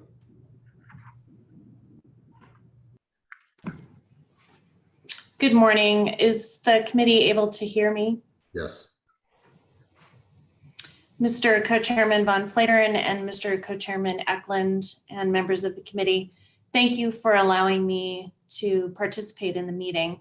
And thank you also to Mary Beth Oatsball for sending me the link. I'm not particularly good at all this Zooming and video conferencing. I want to start by telling you two things. First, I don't support this bill, and I'd like to explain why. And secondly, I want to assure every member of this committee that my office, the District Attorney's Office in Cheyenne, has an excellent working relationship with Colonel Kidd and Colonel Smith, with the JAG office at F.E. Warren. And this is not in any way a reflection. My position that I don't support the bill should not in any way reflect negatively on any member of the Air Force or the National Guard. I believe that this is a move by the federal government to try and shift its responsibility onto the state, particularly since F.E. Warren Air Force Base is here in Laramie County. My office would be impacted if this legislation were approved in its current form. I think this is an unfunded, almost mandate that the Department of Defense is placing on the state of Wyoming, and I don't think that's proper, particularly in light of the very serious budget issues that we're facing. I also don't know that the governor can, on my behalf, I'm an elected official, accept jurisdiction for my office. And so I do share some concerns that Senator Hutchings has raised regarding the constitutionality of the bill in its current form. I'm also very concerned about exactly what is concurrent jurisdiction. To me, that's like jumbo shrimp. It absolutely makes no sense to me at all whatsoever. And I say that because within the law, particularly the criminal law, jurisdiction is very clear. If it did not happen in Laramie County, I don't have jurisdiction over it. And if it's not a federal offense, then the federal government doesn't have jurisdiction through the U.S. Attorney's Office, particularly with crimes that do occur on F.E. Warren. It's very clear. Federal government has jurisdiction over those crimes. And my concern with the bill is that this creates a lot of confusion. When I spoke with Heather Jarvis at LSO, who drafted this bill, she doesn't know what concurrent jurisdiction means. It's not defined within at least the version that I saw. And as somebody who has been practicing law for 20 years, I can't tell you what concurrent jurisdiction means, except I think it means a whole heap and lot of trouble. And here's an example. Let's say that this bill is passed, the governor accepts concurrent jurisdiction on my behalf, which I'm not sure can actually even happen. And then I somehow have an obligation to prosecute a case that occurred perhaps by a civilian or a juvenile at F.E. Warren. Let's say that I evaluate that case and my prosecutorial discretion is that I don't believe I can meet my burden. I can't prove beyond a reasonable doubt that this defendant committed this crime. Yet with concurrent jurisdiction, the Air Force and their prosecutorial discretion and their JAG officers might evaluate that case differently. So then the issue of, well, is that reasonable doubt that this prosecutor evaluated the case and said can't be proven, and this prosecutor evaluated the case and said it can be?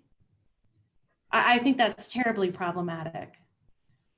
I also believe that this is a solution in search of a problem, which we very oftentimes find from the federal government. And I'm not casting aspersions on the Department of Defense. I gave them my firstborn son. He's a member of the Navy. So this is not me saying I don't like the federal government or I don't believe in the military. I do. This is me saying that right now things work great.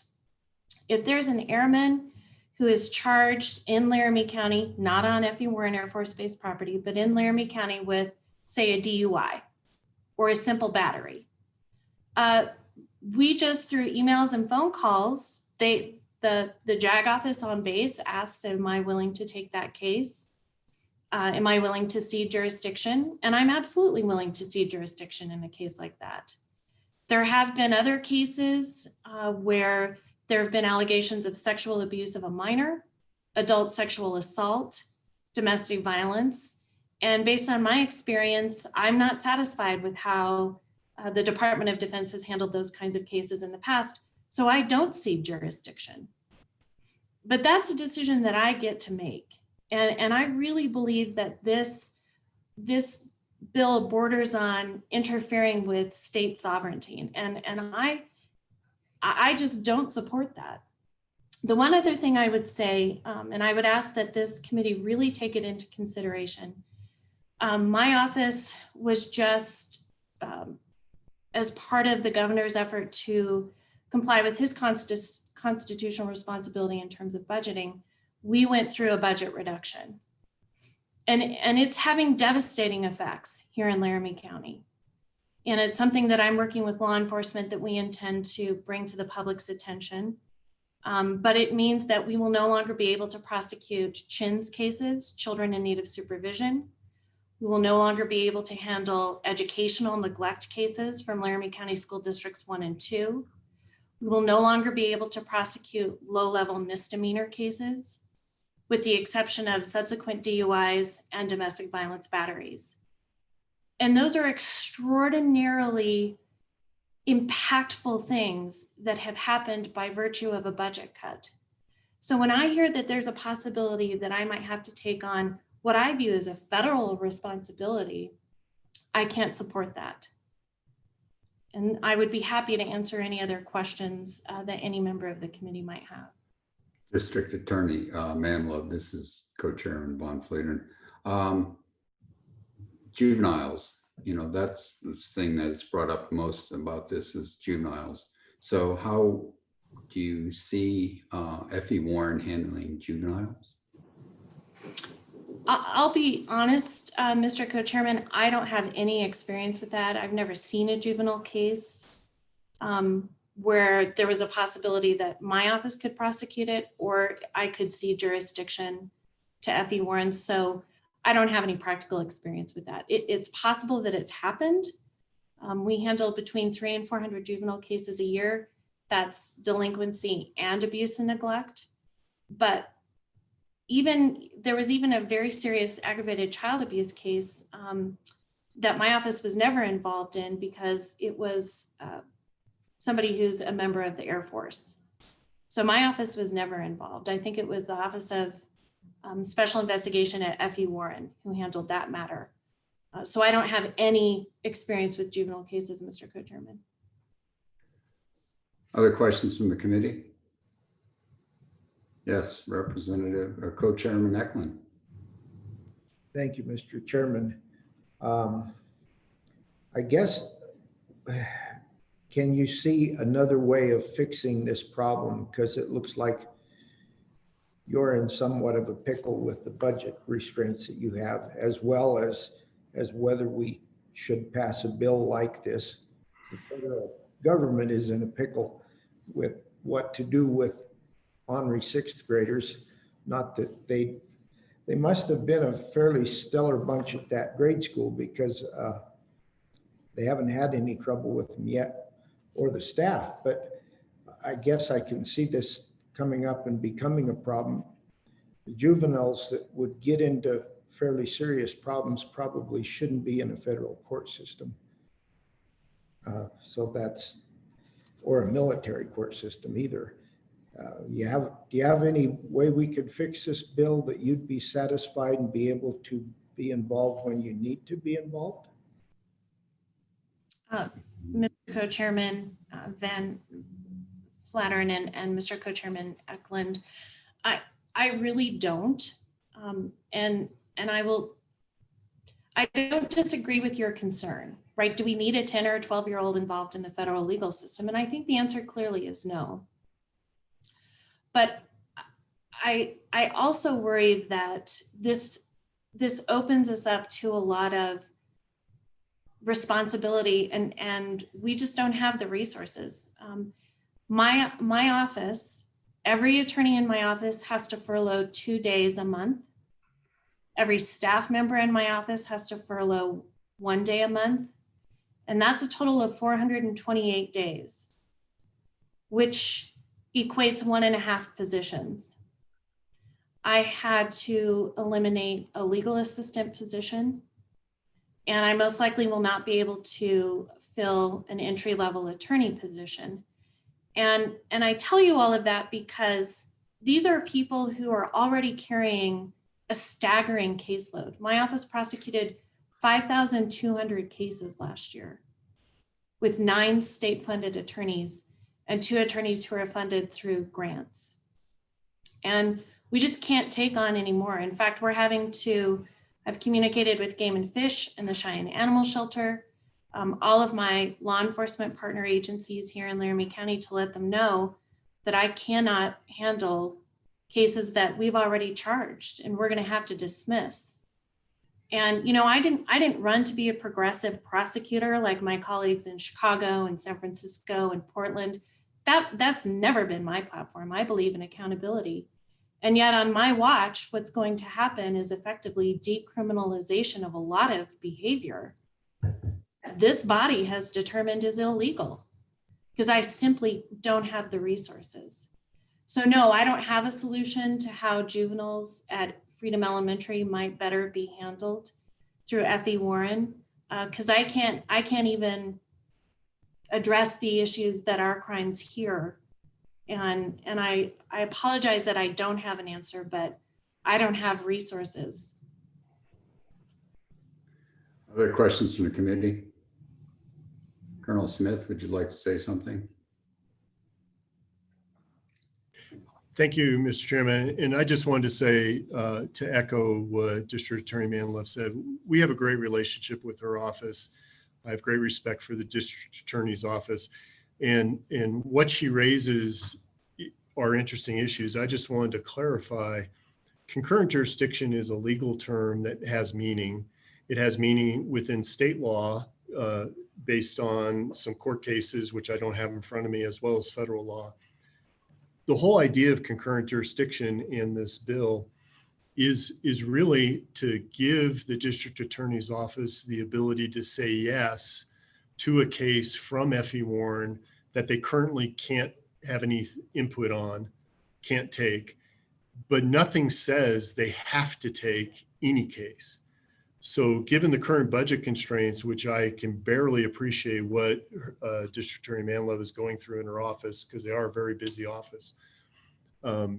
This bill creates a structure. The governor could say no, we could put constraints on it, but no matter what concurrent jurisdiction means in the law is that the Laramie County authorities could take jurisdiction over a case. Nothing says they have to in a given situation. So I just wanted to clarify that, Mr. Chairman.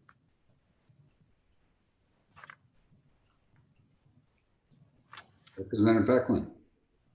Mr. Chairman, is there any way that we can shift the responsibility for this concurrent jurisdiction to the whichever DA's office is in charge would be affected by it rather than the governor? And we would at least kind of bypass one of the hurdles that we see that we have separate branches, executive and judicial here, and the executive is stepping all over judicial. Can we fix that in the bill, or will that work as a, I don't know whether we can legally do stuff like that.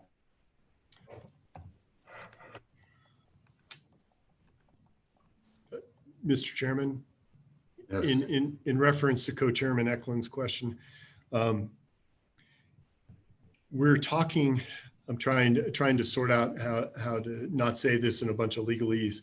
So the federal government and the state are the two, what we call sovereigns. They are the two governing bodies.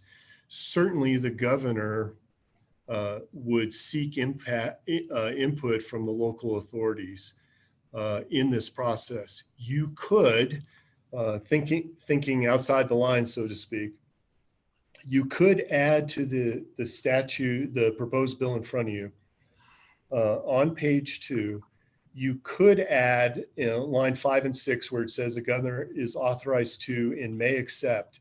You could add in some kind of language there after consultation with the local county authorities, may accept the concurrent jurisdiction. I assume the district attorney's office is part of the executive branch, not the judicial. District Attorney Manlove is an elected official. And you could certainly put that in there to make the governor consult with the local authorities.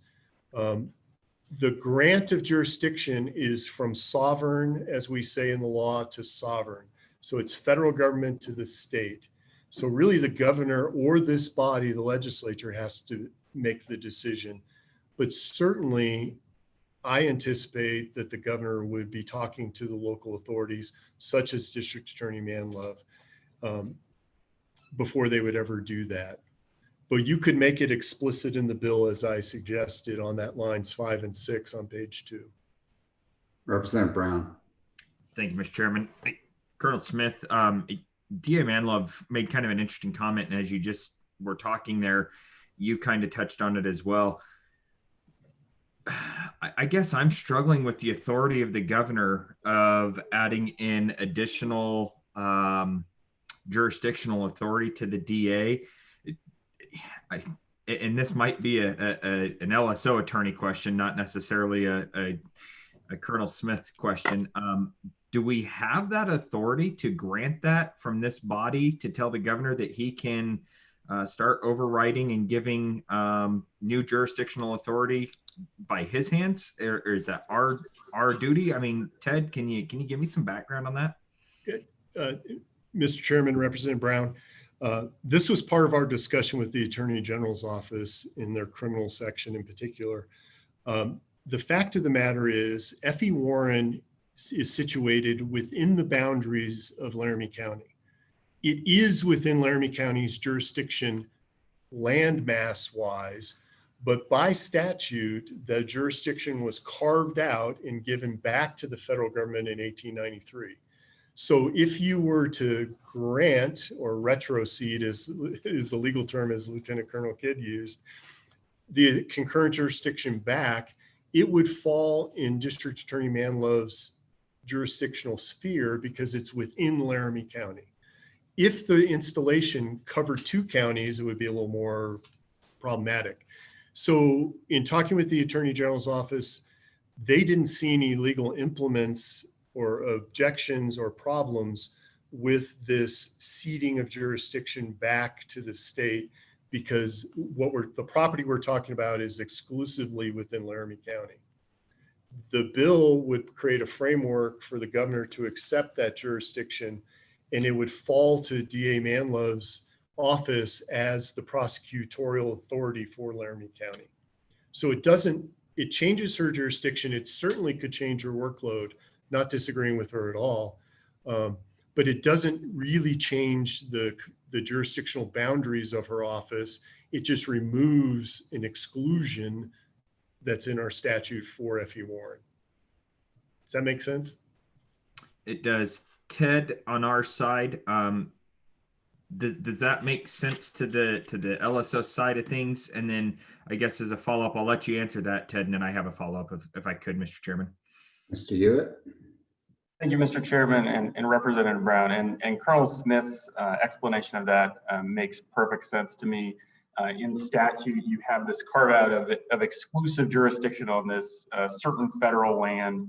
This is allowing the states to, it allows the governor to bring back a piece of that jurisdiction to the state, depending on the exact parameters of the federal government giving that back to the state.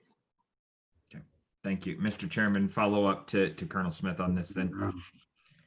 So Colonel Smith, I guess one of the things that I'm trying to think of here is a situation that I could see a clashing here. We'll say that there's an airman that has been accused of, well, no, let's take that back. We'll say the spouse of an airman has been accused of drinking and driving on and does some major damage or something like that, and also hits a person out on base.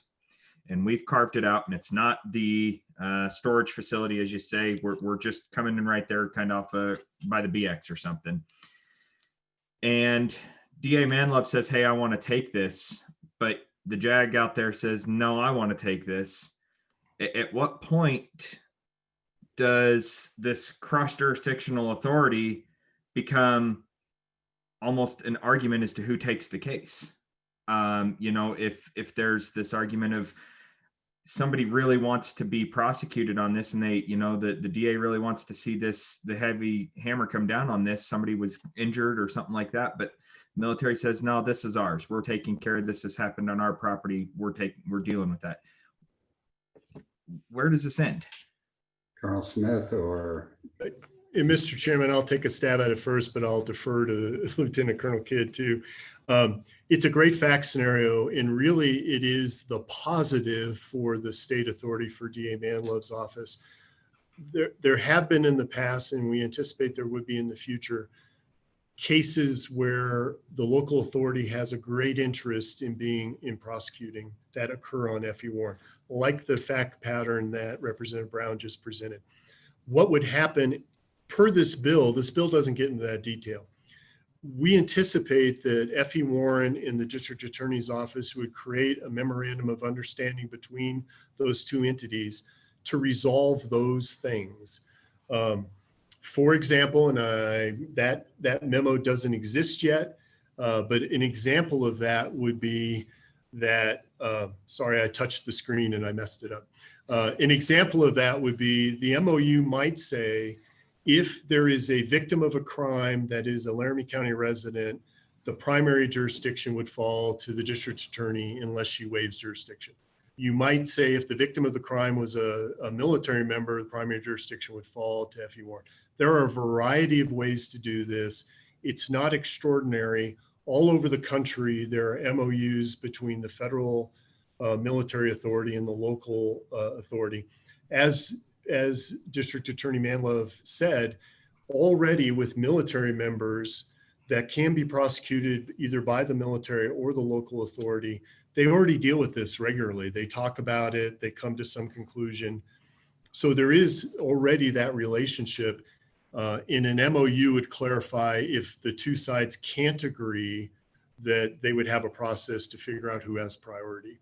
So with that, sir, Mr. Chairman, with your leave, I would turn it over to Colonel Kidd and DA Manlove to talk about how that works currently. Colonel Kidd.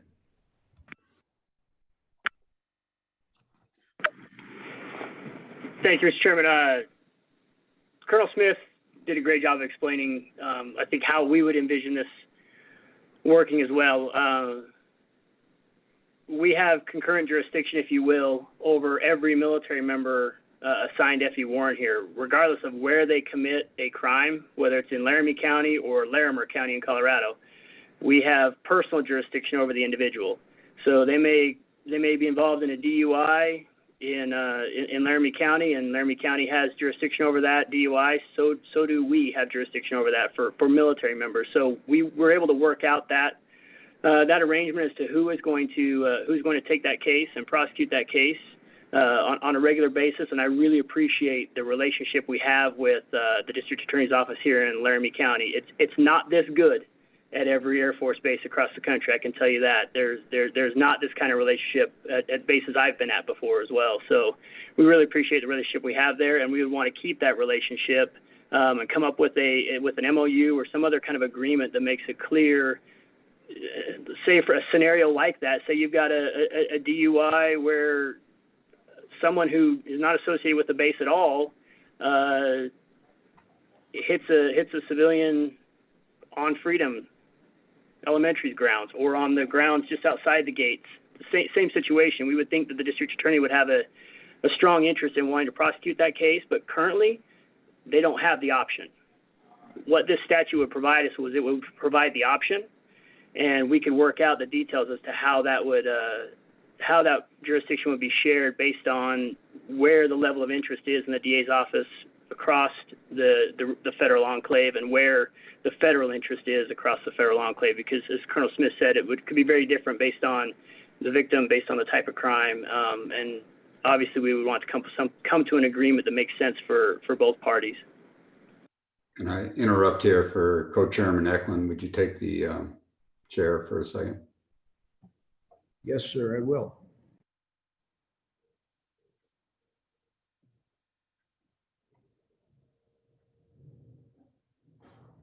I'm muted. Keep my finger on this thing. So now, District Attorney Manlove, you can kind of supply some more input. Were you done, Colonel Kidd? You were finished? I think you were. Okay, go ahead, Leanne. Thank you, Mr. Co-Chairman Eklund. Just a couple of points that I'd like to follow up on for the benefit of the committee, if I may. I think that even if the bill were to be amended in the manner that Colonel Smith suggests on page 2, lines 5 and 6, to add a provision that the governor has to consult with, a county authority, that still doesn't address my concern, because there's not a requirement that I have to agree to accept concurrent jurisdiction. It just says that the governor has to consult with the district attorney, and all of that responsibility for the prosecution would lie with my office, but none of the ability to make the decision about whether or not to prosecute it would. And that's antithetical to how things work right now. So I don't really see that addresses the concerns that I raised with the committee earlier. Additionally, let's say that you all think I'm full of beans and this is a great idea and you approve the bill.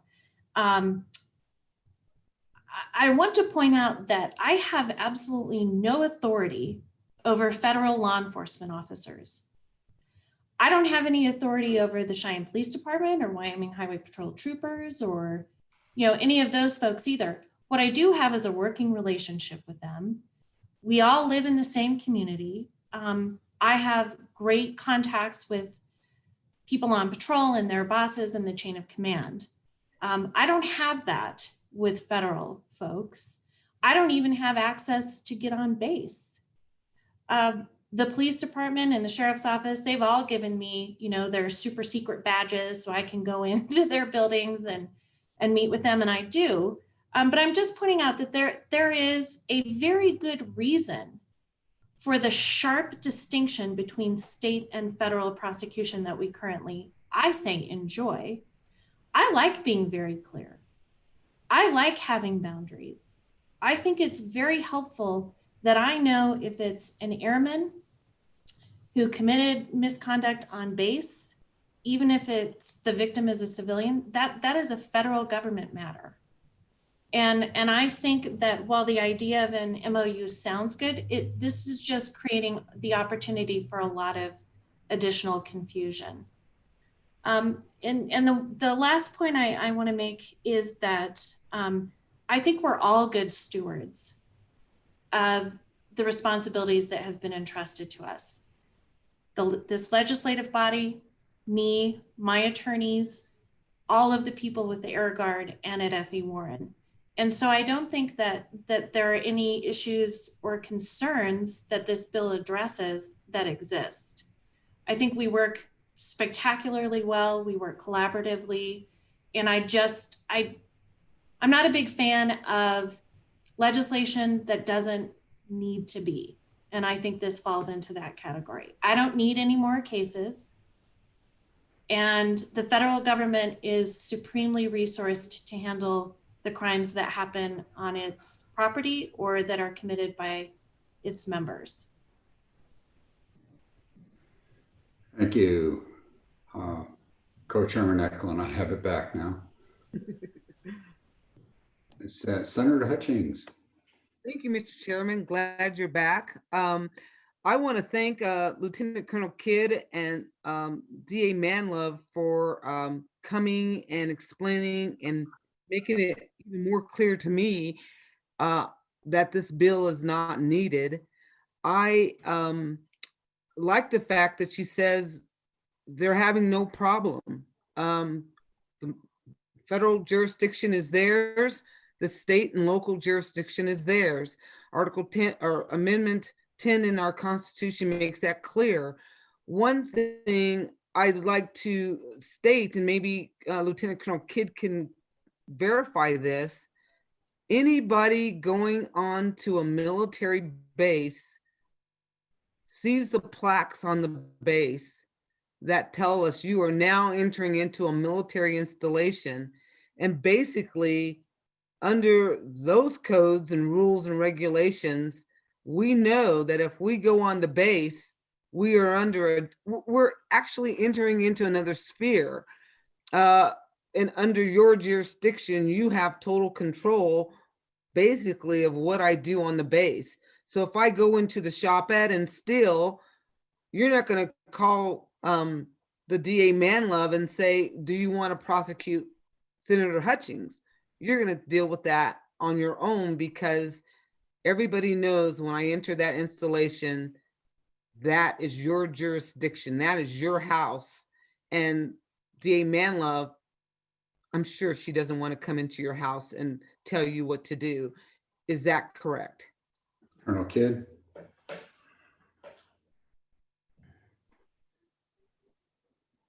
Unmute yourself, Colonel. There you are. Yes, sir. I've switched over to phone audio so I can hear better. So I have to do the double unmute, but make sure you can hear me. Yes, we do have it posted. You're entering a federal installation, that federal law applies, and you're entering the federal installation. What I'm not, entirely sure is that every student and parent whose child goes to Freedom Elementary understands that. Or enters on the Freedom Elementary grounds understands that, and I don't know about the Military Joint Force Headquarters either, the Wyoming Joint Force Headquarters and the two buildings outside our gate there necessarily understand that as well. Again, I think for us it's just a matter of, we don't want to see the scenario where we have some very serious juvenile misconduct and we're not properly equipped to handle that. DA Manlove's correct. We've been very fortunate, at least in the last 5 years, the data that I was able to pull, that we have not had any serious misconduct situations, but it has happened at other installations, and that is what drove Congress to push DOD to go about requesting the states to allow us to retrocede our exclusive federal jurisdiction to concurrent. There was some very serious minors committing sexual assaults, and those were not able to be handled properly. They were either going to be tried as adults in federal court or not tried at all. And so Congress wanted to create where we had an option to pursue state jurisdiction over those types of offenses where federal jurisdiction did not seem to be the best outcome. And that's what the purpose behind the bill would be. Again, we have been fortunate. We have not seen that recently here, but I'm afraid it would only take one case to where it would really demonstrate the problem with maintaining federal jurisdiction here. Thank you. Mary Beth, is there anybody else that wants to testify public? No one else. So there's nobody else. Questions for the committee? Seeing none. A motion from the committee? No motion. This bill dies for lack of a motion. So this bill is gone. The next is military traumatic brain injury treatment.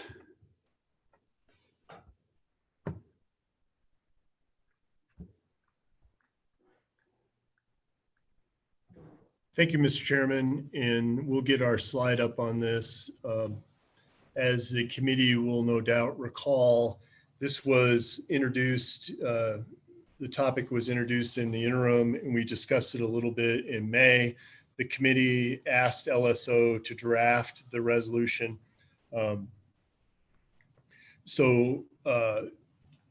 Essentially what we're looking at is from, and I think Senator Steinmetz may know a little bit more about this, and we may have someone else to testify on this. But the idea was that our current and former military members who suffer traumatic brain injuries usually fall under Veterans Administration care. Currently, there are several, I won't say experimental, but there's several clinical trials of alternate therapies and treatments, one of which being the hyperbaric oxygen treatment therapy, that have shown for some TBI, traumatic brain injury victims, to be very successful and helpful. The VA currently hasn't approved that as an option. And really the idea was to ask this legislature to pass a resolution asking Congress and the VA to consider all treatment options on behalf of our Wyoming veterans. So really, sir, that's the backdrop, as you may recall from our May discussion. And pending the questions on that, we can go to the draft bill, which is 21 LSO 0017. But pending questions from the committee on this topic. Questions from the committee? Colonel Smith, if you want to go on to 0017. Yes, Mr. Chairman. So as you can see, this is a joint resolution entitled Traumatic Brain Injury Treatments. As the staff comment down on line 7 and below from LSO, as this committee is no doubt more familiar than I, resolutions usually have a variety of whereas clauses which start on page 2 and continue on to page 3 of the draft bill. This kind of lays out what the issue is. And so on page 2, line 1, we talk about the crisis and really the horrible thing that we face nationally with veteran suicide rates. The second whereas clause on line 5 talks about how TBIs, traumatic brain injuries, and post-traumatic stress often are contributing factors for those suicides. And that these disorders, these injuries and disorders really involve physical injury to brain tissue, and that current standards of care approved really rely on medication and counseling. And there are some really interesting, from a medical point of view, other alternative therapies, including this hyperbaric oxygen treatment, that have shown may help our veterans overcome TBI and PTS problems. And that's really done on line 15. The whereas clause talks about additional treatments to treat these things should be considered. And then moving on to line 3, page 3, lines 1 through 10 are some additional whereas clauses talking about how hyperbaric oxygen therapy can promote healing, and that access to a variety of treatments improves the veterans' opportunities, and that there is, and this is new information, there is actually a TBI PTSD Treatment Act, I believe currently pending in front of, or has been considered by the US Congress, that would have required the Secretary of Veteran Affairs to furnish hyperbaric oxygen therapy to veterans. So then on line 15 on page 3, the legislature essentially is requesting Congress to enact this legislation to provide for veterans access to these additional alternate treatment methods, particularly for TBI and PTSD. And really that's the resolution. And then on page 4, section 2, it just basically says, please send these to the Wyoming congressional delegation in the Department of Veteran Affairs. Really, sir, that's fairly quick going through the bill, but it really is an opportunity for the legislature to continue their incredible support for our military and the veterans by simply asking Congress and the VA to do everything they can in terms of treatment methodologies to help particularly these two very serious and and really problematic injuries and problems being traumatic brain injury and post-traumatic stress disorder. And really, sir, that is the bill. As the staff comment on page 1 mentions, certainly this committee should look at the whereas clauses and decide what the committee is comfortable with. And with that, sir, I'll stand for the committee's questions on the bill. And I believe there may be some additional testimony. For the committee, we're going to vote on this in November. This is the original draft and hasn't been through LSO internal review process. And so we'll vote on this in November. But any comments or questions you may have, we'll do it now, and they'll include this in this draft resolution or this resolution in November. Senator Steinmetz. Thank you, Mr. Chairman. If you, just to remind us, because it's been a while since we took this up as an interim topic, this was brought to us by Doug Chamberlain, former president of the Senate, and he kind of put some communication between a group that's working on these issues with our committee, and we certainly appreciate him doing that. If you would like, we could maybe contact him and some others for the meeting in November so that they could provide more input if you would like. To me, it's kind of akin to the right to try bill that we passed in our legislature when someone is facing these types of mental issues to the point that they might take their own life. It's a very dire situation, and we'd sure like to see them get every kind of help that might and treatment that might help them. And so that's the reason for bringing this forward. And I thank you for getting the bill drafted. Thank you, Mr. Chairman. Thank you. Other questions from the committee? Otherwise, we'll go to public comment. Mr. Birdsong, are you there? You can unmute yourself. There you are. Okay, I'm here. Yes, do I have a bit of time here? Or? Yeah, you've got however long you need. Okay, my name's Grady Birdsong. I live down in Denver, Colorado. I'm a veteran advocate, and we advocate for traumatic brain injuries and post-traumatic stress for our returning veterans from the Middle Eastern wars. I'm a combat veteran from Vietnam. I served alongside Doug Chamberlain. He was a rifle company commander in 1968. He was in another unit. I was in another unit. But anyway, these kids, I call them kids, they're young men and women that are coming back from the Middle East. I view them as my own children, so to speak. But I thank you for your interest in this topic of discussion and taking up a resolution, considering it. We've got a national crisis on our hands. Suicides, veteran suicides, anywhere from, I think everybody's aware that it's in the neighborhood of 20 to 22 a day. And these are invisible wounds. Some important points that we found, hyperbaric oxygen therapy, aka also known as HBOT, HBOT, does help prevent suicide. We know from over the last 10 years through the studies in our clinic that TBIs and post-traumatic stress injuries are causes of suicide.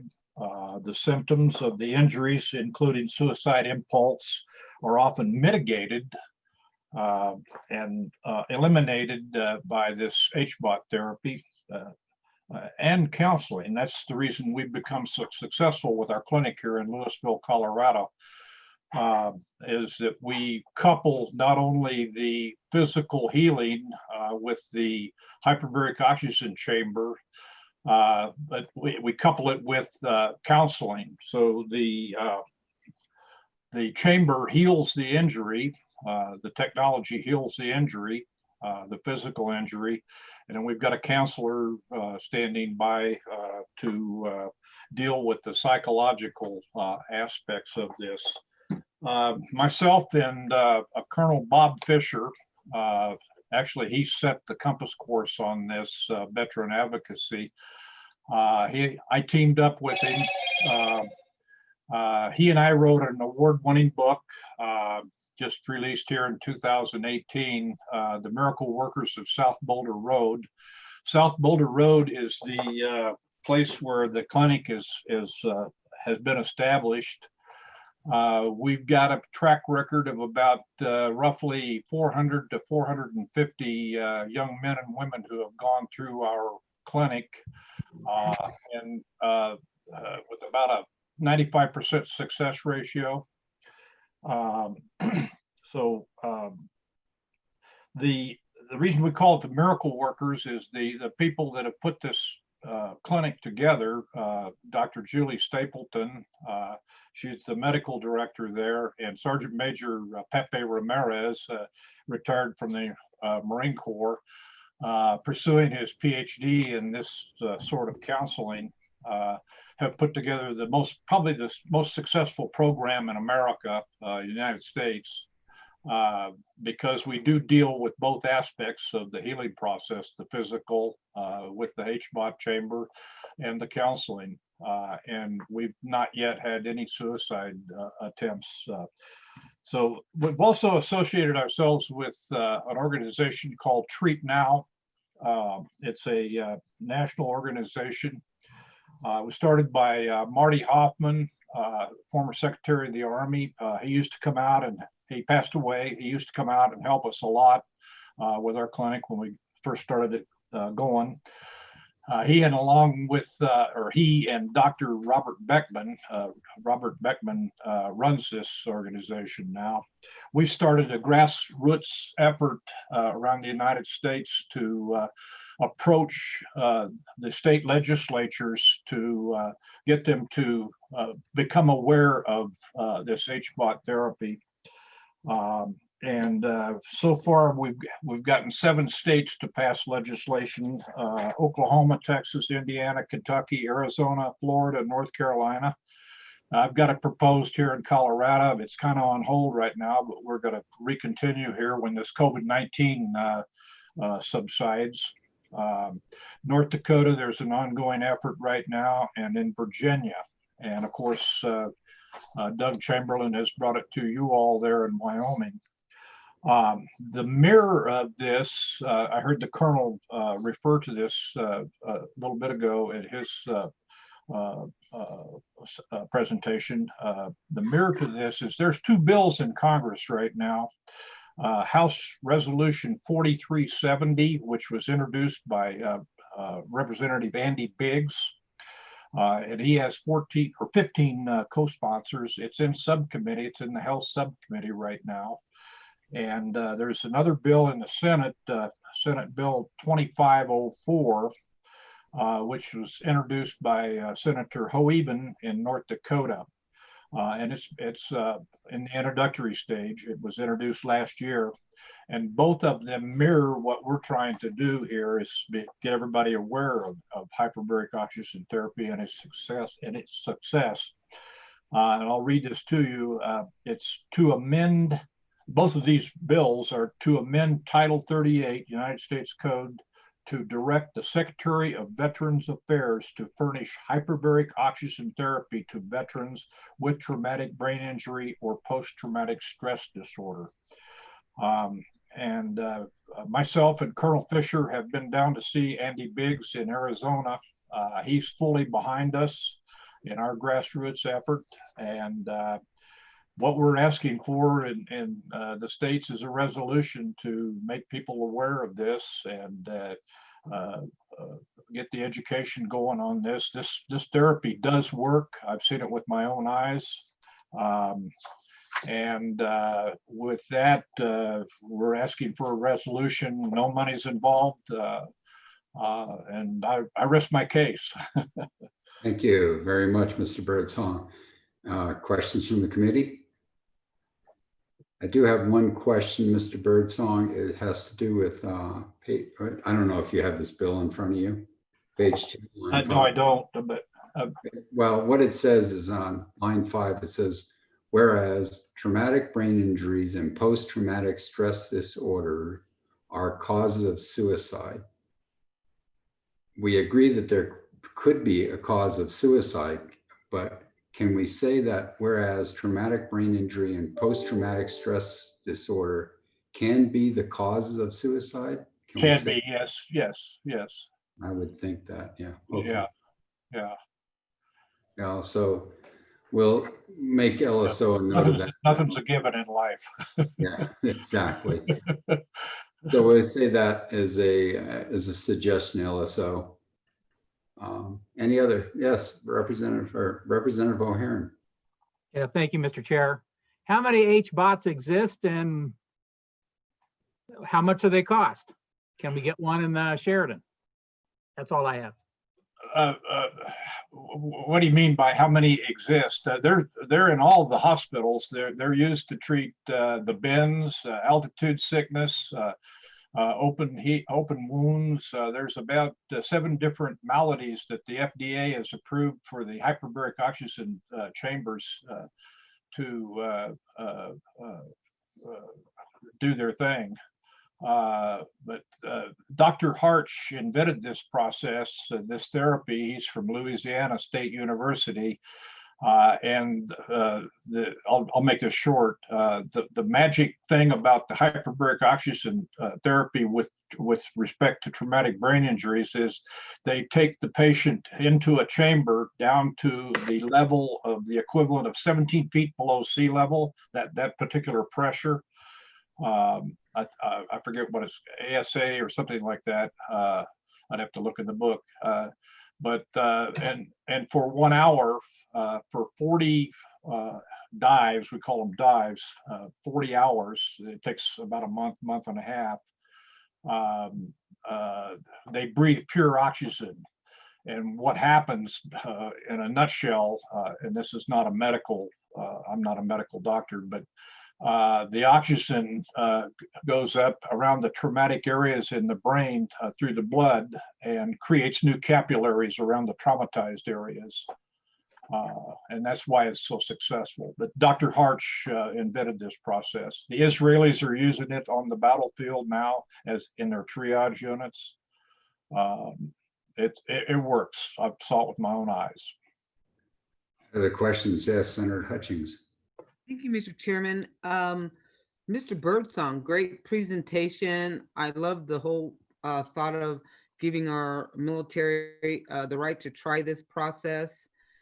What is the problem right now with the military or Congress authorizing this type of procedure? Big pharma. They're treating this with drugs right now in the VA. But now I was back in Washington D.C. here recently, and I talked with the Secretary of Veterans Affairs, and there are some trials going on in the VA. The VA is starting to look at it, and hopefully they're doing it with placebos. Hopefully they're going to take this on in the future. We know it took them 20 years to recognize post-traumatic stress disorder after Vietnam. So we just got to keep plugging away. That's where we're coming from.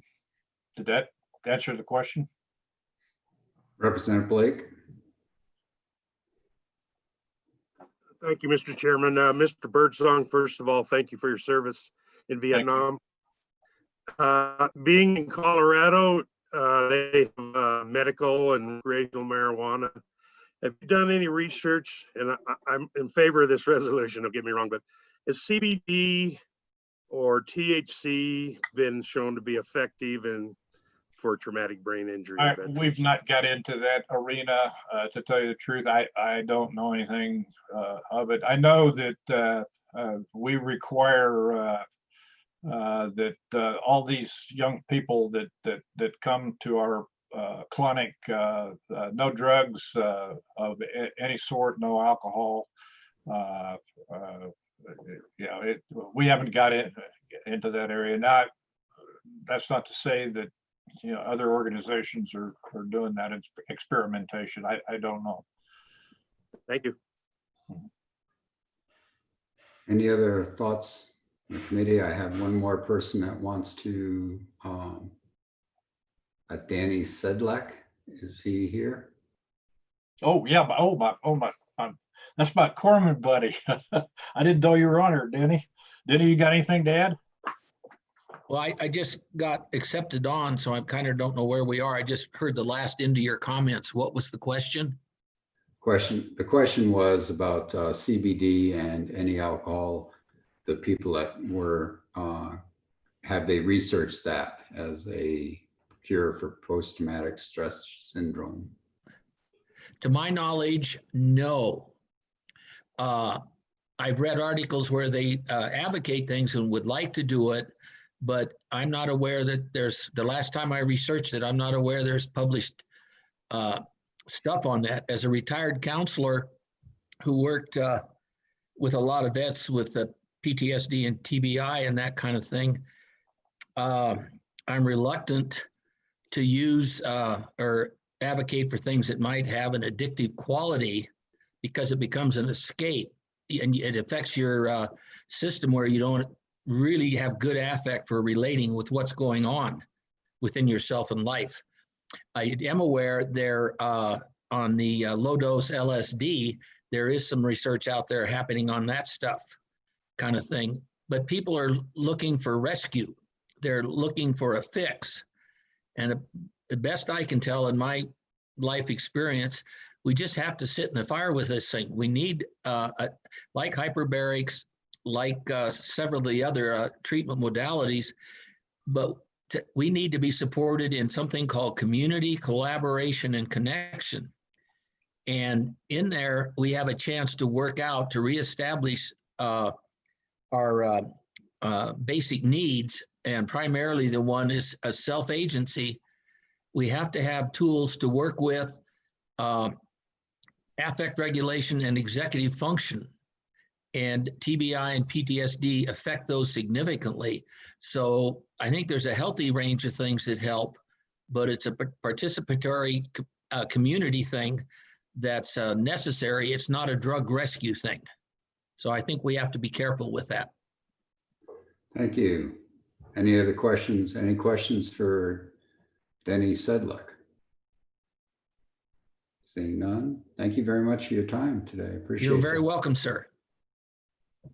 Mr. Birdsong, I appreciate your coming in here and speaking to us. Thank you very much. We appreciate all of your interests.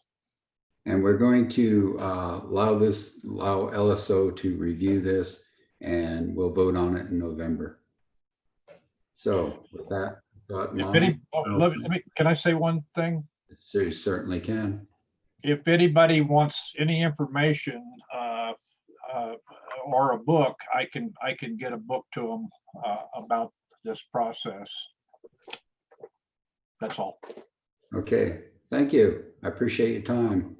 We're on military training memorials. I think it's Representative McGuire.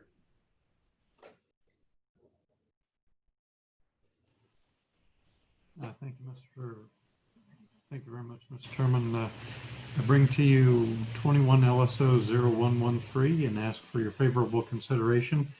To get to the heart of the issue, the state of Wyoming has been the area of active training for our military preparedness for many years, and especially during World War II, Korea, and somewhat of the later wars. We've had some accidents that have taken the lives of some of our best and brightest. And many of those, especially during World War II, the results of the accident were covered over because of not through any ill intent, but they were just glossed over insofar as the people of the country were focused on other things, and there were reasons why they did not want to publish accidents and problems. Now, through the efforts of some of our archaeologists, some of those are coming back into focus, One of them in particular was a B-24 that crashed, was on January 1st of 1945, which is approximately 4 months before the end of the European conflict. It crashed out on the Shirley Basin, and I sent everybody a picture of the information about that that's come about. And the members of the State of Wyoming Veterans Museum, the Friends of the Veterans Museum Board, have gone on a little bit of a fundraising campaign and raised the money to get a memorial, which will be put in place where that accident occurred next summer. And the thought came up that wouldn't it be nice to have some memorials around the state to explain what happened and to memorialize some of these accidents so that they are not forgotten to history. One of them in particular, again, talking about the accident that occurred on Shirley Basin. I sent a picture of the Shirley Basin rest area. And if you are standing there, walking from the parking area into the facility, just about 10 miles past that, you can see it clearly from the facility, is where that accident took place. And wouldn't it be nice to have a memorial that talked a little bit about what happened and helped everybody to remember that. We also have other sites around the state, including the Bomber Mountain up by Buffalo, and the site that occurred in Edgerton. The accident that occurred at Edgerton is kind of a compelling story. Again, that was the pilot of that particular airplane. He had flown 36 missions in Italy, which was the most dangerous aerial theater during World War II. So he completed his tour of duty, came back, volunteered. He didn't have to. He volunteered to join the training command. He was on a routine flight. The engine caught fire on the right wing. They were unable to extinguish the flames, and so they made the decision that everyone would have to bail out. They happened to be over the Salt Creek oil field, which at the time was loaded with what they called spindles. So every place that there was a oil, I don't want to call it a derrick, but they were called spindles back in those days. They were sharp pointed wooden structures, and a lot of them were venting natural gas. So members of the crew didn't want to bail out because they were afraid they wouldn't survive. So the pilot stuck with the airplane until they were clear of the oil field. And then they started bailing out. Well, the co-pilot was afraid of bailing out. So the pilot stayed with the airplane. Finally, when they were clear of the oil field and the co-pilot was ready to bail out, they were too low and they lost their lives. And the compelling part of that story is that here's an individual, he served his duty, and he's out on a routine flight and loses his life. And again, that was just before the end of the war. So there are some of these things that are very compelling stories. And what this bill proposes is that non-governmental agencies such as the Friends of the Wyoming Veterans Museum, which is a 501c3, could raise some money, recommend a site, which would be on public land, whether it be a rest stop or a pullover or something like that, where these memorials could be raised. The memorials would be done in conjunction with both the military department as well as WYDOT to find an acceptable memorial and put it up. And there's a formula, it's a 3-to-1 match.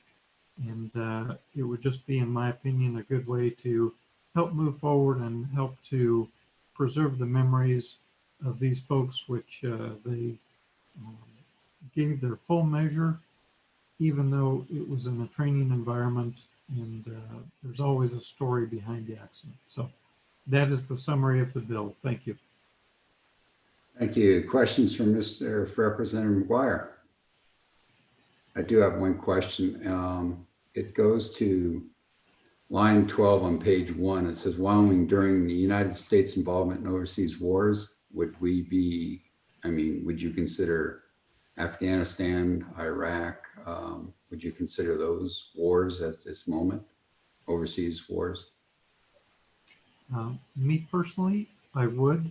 The reason that that was put in was to take it post the conflicts that occurred with the Native Americans, so that it would be past that window. I think that this the view or the purpose of this bill is looking past that time frame in our nation's history. Okay. Other questions for Representative McGuire? Seeing none. Colonel Smith, oh, Senator Hutchings. Thank you, Mr. Chairman.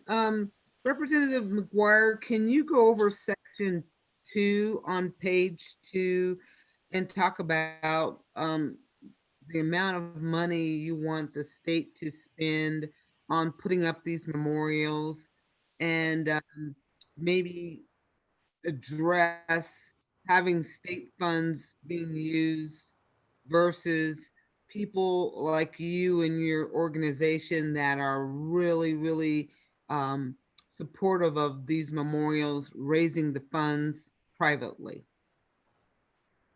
The $20,000 set aside is a marker insofar as the majority of that probably will not be used. These memorials are not going to be very expensive. Again, the picture of the memorial that was carved in granite that we'll be placing at the accent side of the Shirley Basin, that was $700, which we raised, and there was also some in-kind donation by those who were creating the memorial marker. So we're not anticipating that these are going to be expensive. The $20,000 is a placekeeper. And again, there are groups that are more than willing to raise the money. The 3-to-1 match is so that we'll have a fighting chance. Again, with the current economic situation, it is a challenge to raise these monies. And we're raising them as a nonprofit 501c3. And part of that is to make sure that memorial is constructed that will be long lasting and will benefit the citizens of the state of Wyoming moving forward, and that there will be a private contribution so that there is a match component to it.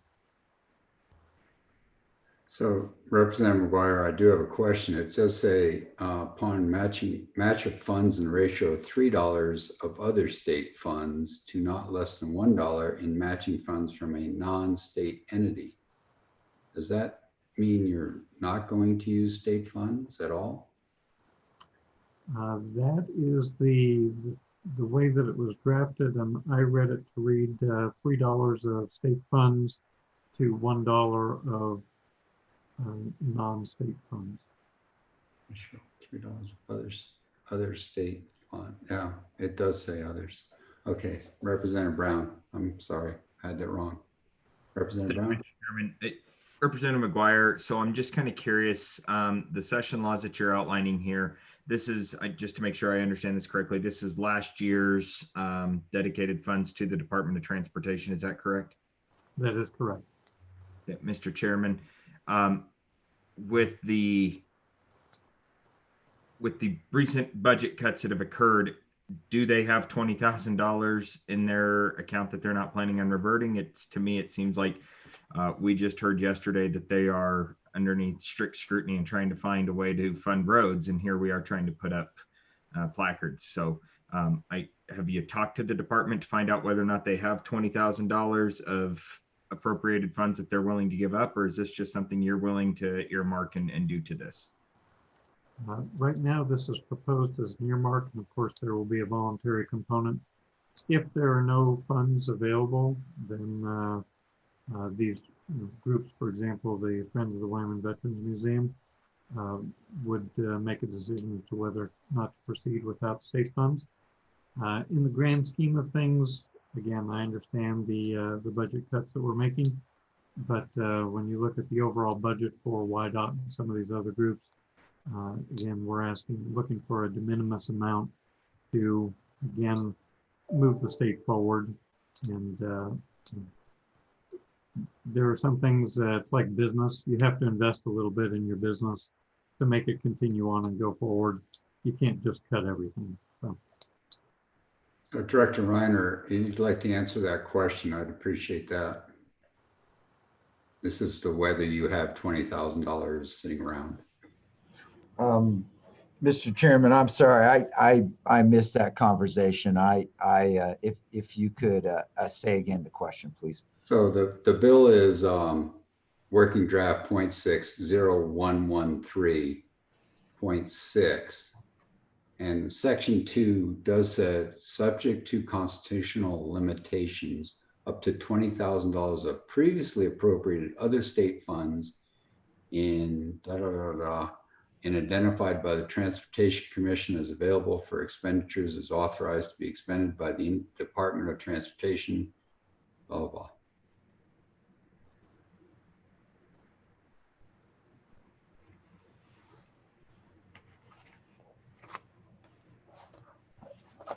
Mr. Chairman, again, this is one of the military bills? This is Representative McGuire's bill on memorials. You want to explain it a little bit, McGuire, Representative McGuire? It is, and I apologize, Mr. General Director, if you did not receive my email, but it would be 21 LSO 0113. It was contained in an email that I sent to you, I believe, on Friday. And again, just to note that on the very first page, line number 10, the entire effect of this bill is a may. It's not a shall. So it is a voluntary cooperation with both YDOT and the military department, as well as a private entity. And again, it is looking at funds, discretionary funds that were set aside and have not been spent and are available for expenditure. Then that would, so again, it would be a cooperation, in cooperation with all three entities.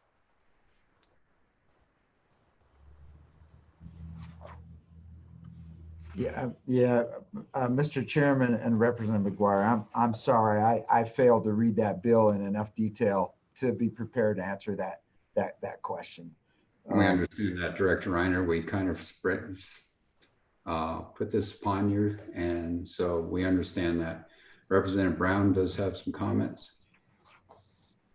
No, he's taken it away. Anybody else? Nobody else?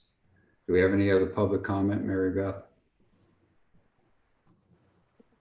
No. Okay.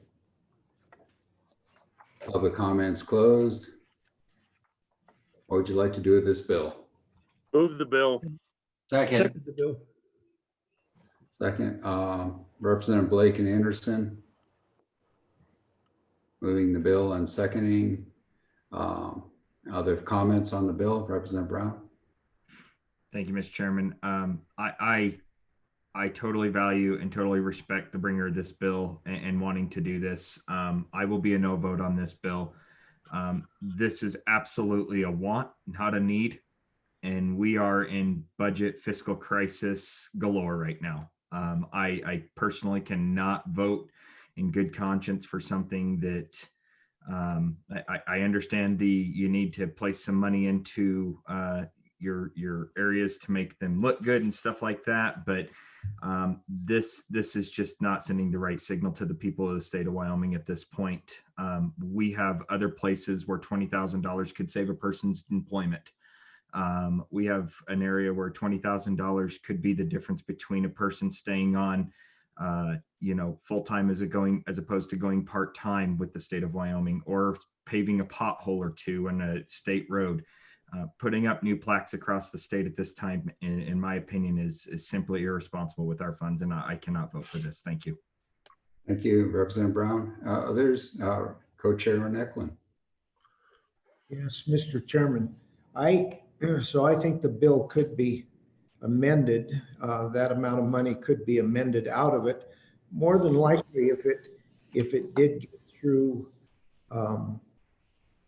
either chamber, it'd go to their appropriations and the $20,000 would be stripped out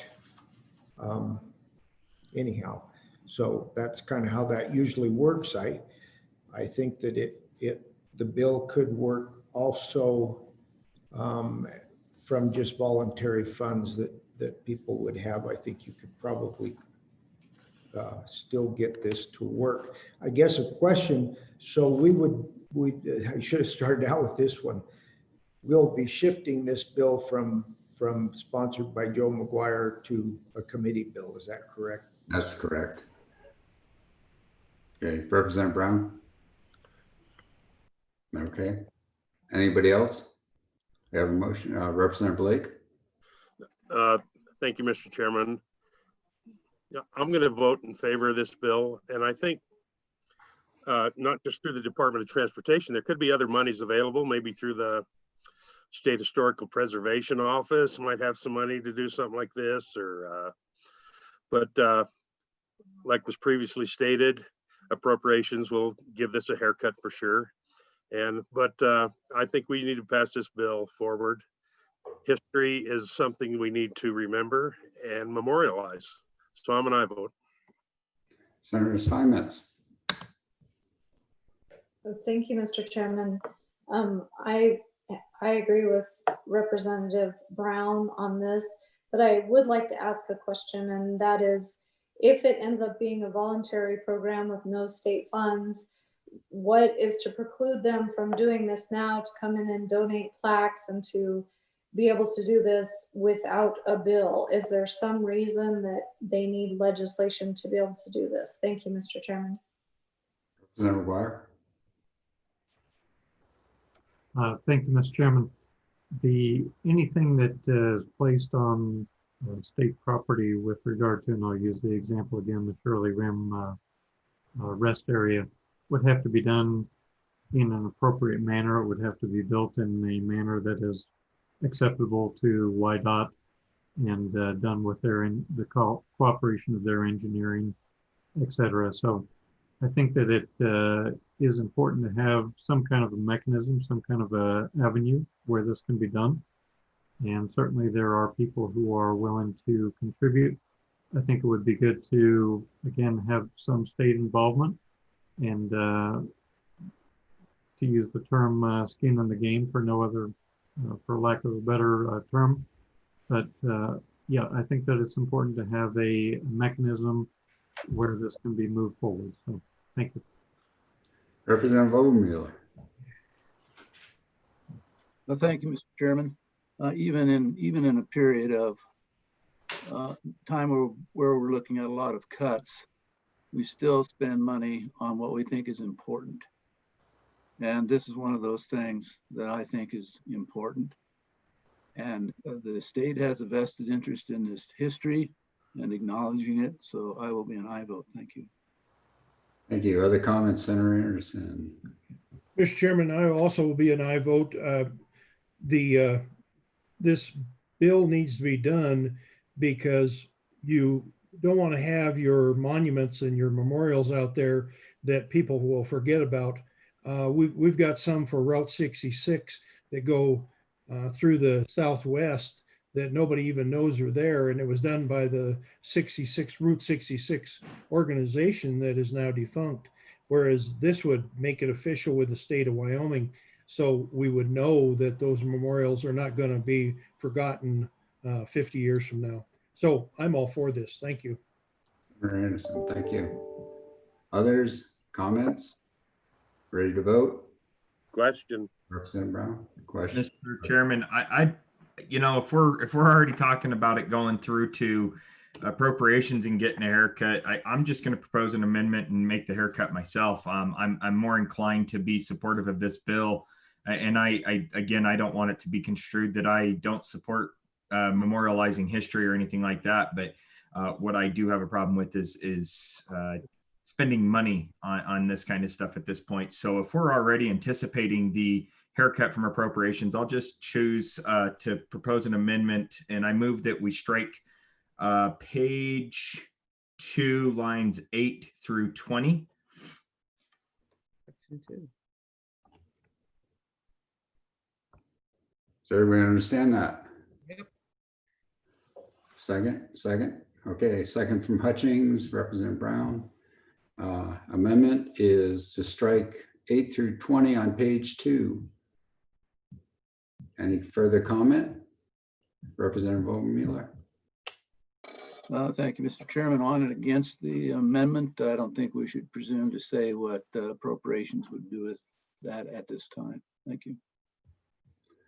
Senator Anderson. Mr. Chairman, on and against the amendment. This is a very small amount compared to 300,000 or 150,000. It's not even a rounding number. But if the JAC decides to do something like that, I guess they would decide to do that. We've got quite a few ways in the next session that it'll come and go, and I don't think we ought to eliminate it. So I'm against the amendment. Thank you. Co-Chairman Eklund. Yes, Mr. Chairman, I think if we strip out that whole paragraph, then we're stripping out the mechanism for creating a fund for the private dollars as well. If I'm reading this correctly. Anyhow, I think what Senator Anderson said summed it up pretty well. We have a lot of time yet and a lot of processes this will go through to get the final haircut that the whole legislature desires out of it, rather than just a quick opinion on it. Senator Hutchings. Thank you, Mr. Chairman. I too agree with Representative Brown and his assessment of this bill. I love the idea. I appreciate Representative McGuire for bringing it, but we're in a crisis and we have to make the decisions instead of saying, well, let's push it forward and let the whole body do it. If this bill is to be a committee bill, then the committee members should as a whole agree with it. As was mentioned, $20,000 to fix the roads that we harbor on would be more of value to the citizens of Wyoming than a plaque at this time. And if there's a group of people who really favor or find that this is such an important thing to do, if they could get together and spend their own money to raise these plaques and the stands that go on them, I'm all for that. But this is part of what has gotten us into trouble in the past. We see a little money, let's spend it on something that may not be for everybody, but just be for a few. Again, I appreciate the bringer of the bill and the whole idea of it, but I think it should be private money, and I'm on and for the amendment. Senator Pappas. Thank you, Mr. Chairman. On and against the amendment, I agree with Co-Chairman Eklund that, getting rid of all the Section 2 really strips out the ability to raise private dollars. So that's a good point. But on top of that, this $20,000 is previously appropriated state funds. Okay, and it allows the Transportation Committee to identify and to authorize the expenditure on the part of the department. I think it's up to the commission to decide whether they want to use the money for roads or use the money for this important thing. It's previously appropriated money. Certainly, the legislature, the Appropriation Committee can certainly change that, obviously. But I think we, as a committee, remember, we're the Transportation, Highways, and Military Affairs Committee. We're support I believe our task is to support those things. And frankly, I think we ought to not pass the amendment. We ought to pass the bill as it is and allow the process to take care of any funding.